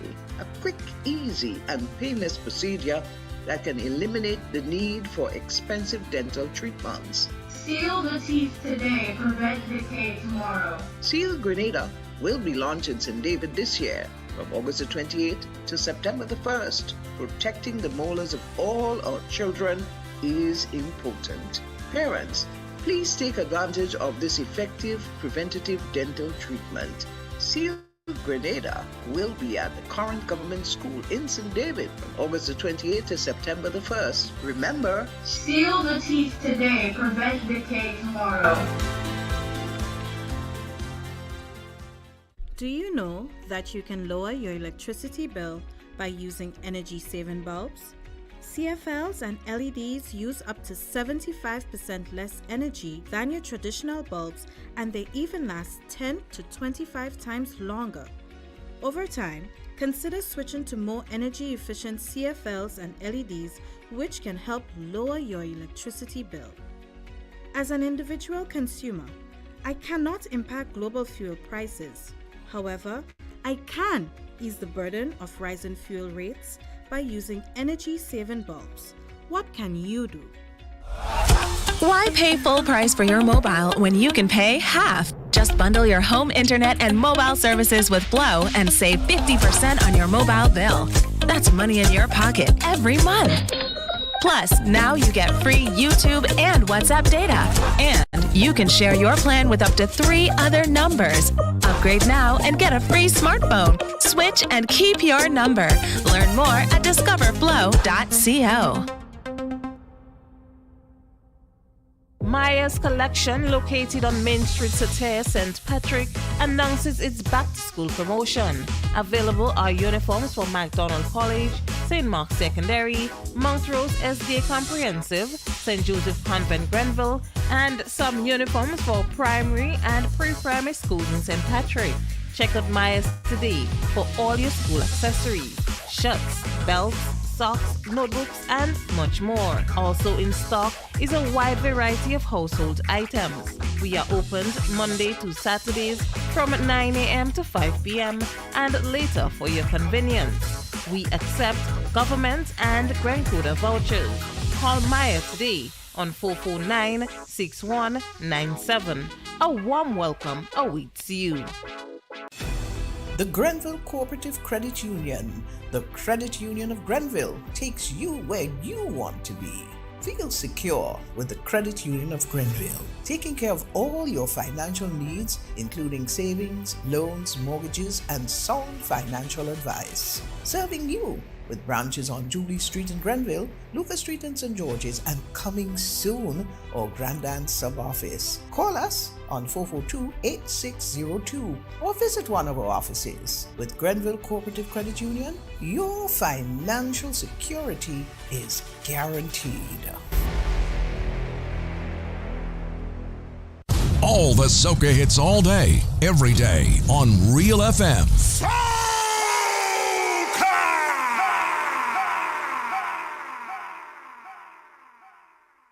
We've got the greatest throwback hits. 91.9 Real FM got you covered.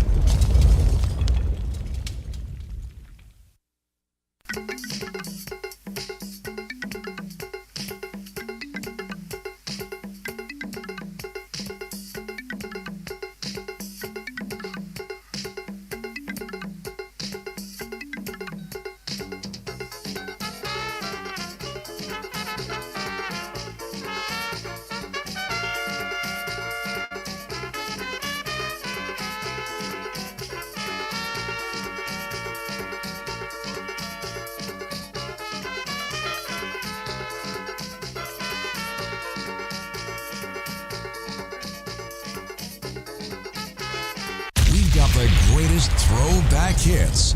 91.9 Real FM got you covered.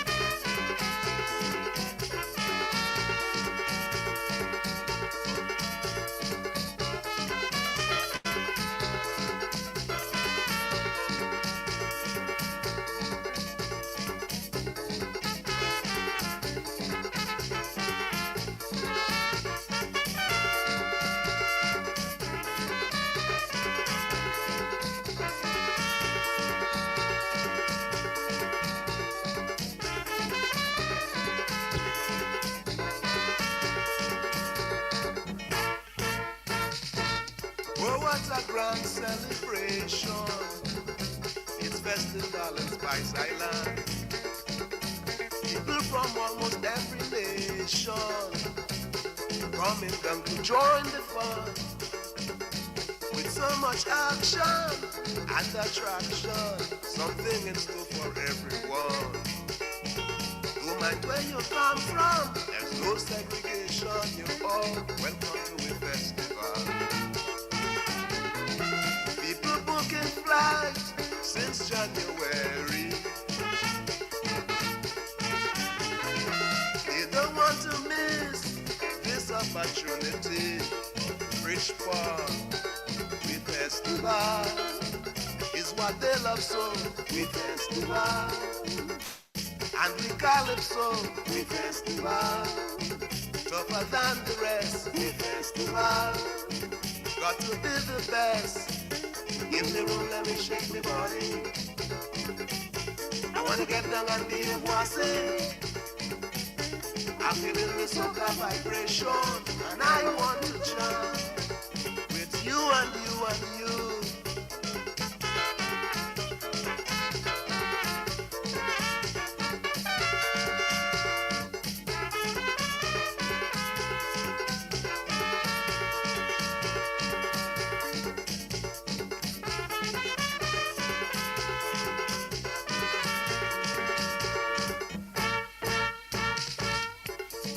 Have no racial problem.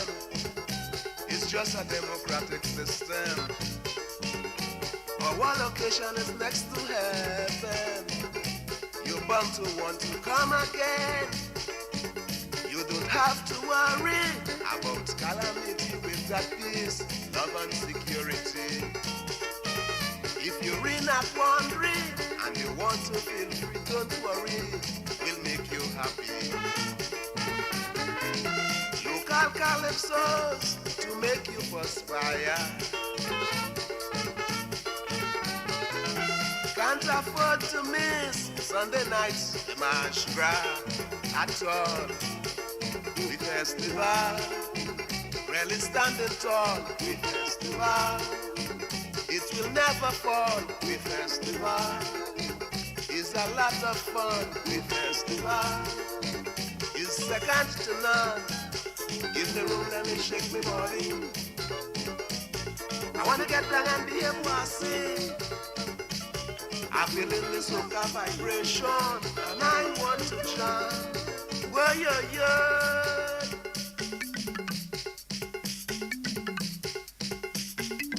Soca.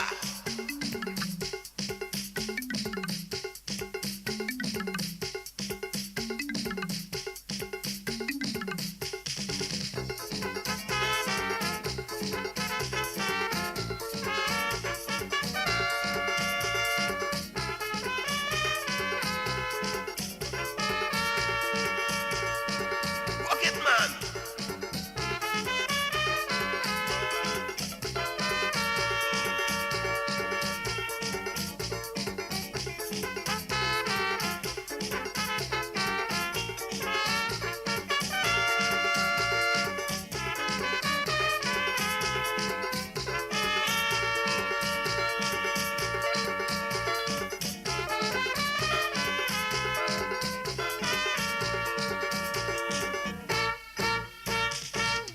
festivity does be real groovy, especially in Rainbow City, where everybody feels so happy in that beautiful scenery.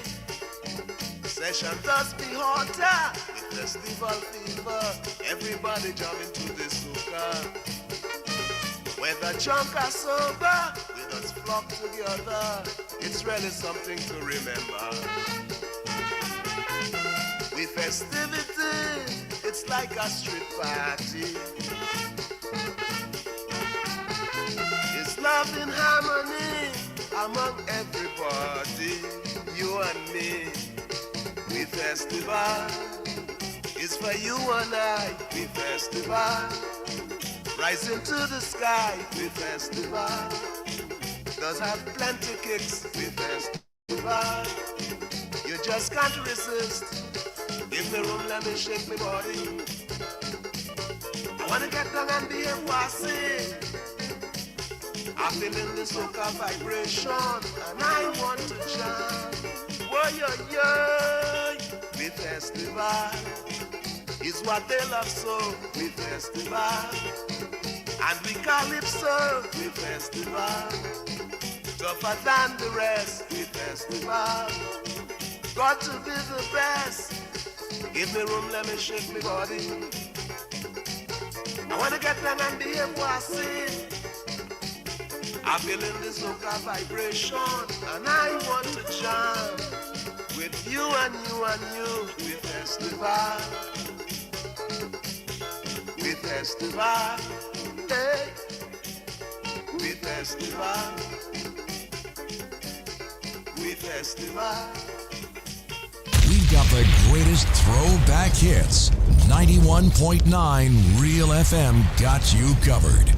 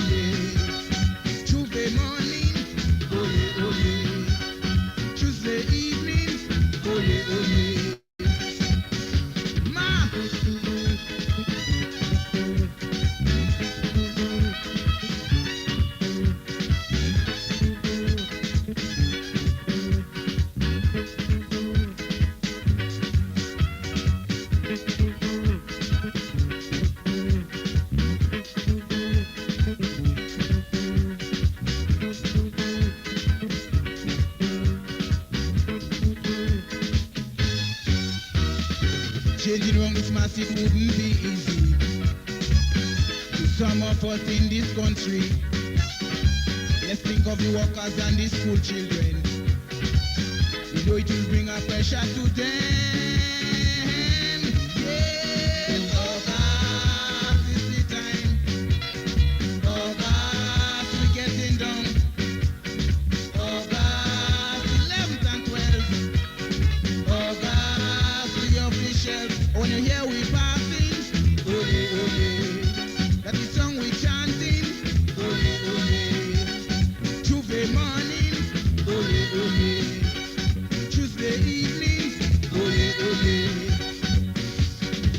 August is the time for celebrating. 14 months to have a rainbow time. All over the world, people holidaying. Spending the money, having a wonderful time. Yes, August is the time. August, getting down. August, 11th and 12th. August, the official. Oh, the year we passing. That song we chanting. Tuesday morning. Tuesday evening. In the golden sun. In the evening come. From morning to evening. Every man they charming. Broadcasting from the historical Parish Main Street, Surtez, to your home, vehicle, and office. Today's hit music on Real FM. We've got the greatest throwback hits. 91.9 Real FM got you covered.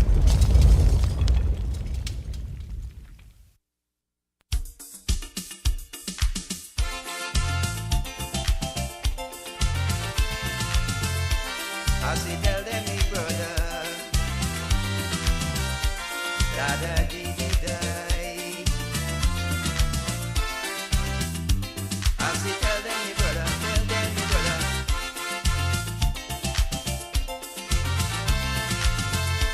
da dee dee die. As they tell them, me brother.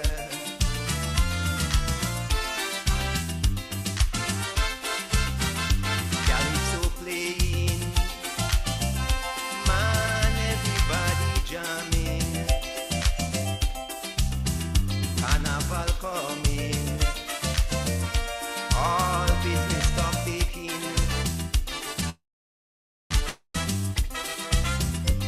Man, they want to make some money, boy, they hungry. But you, the Calypsonian, that create the scenery. If you try to ask them for sponsor, in a hostile way they will say never.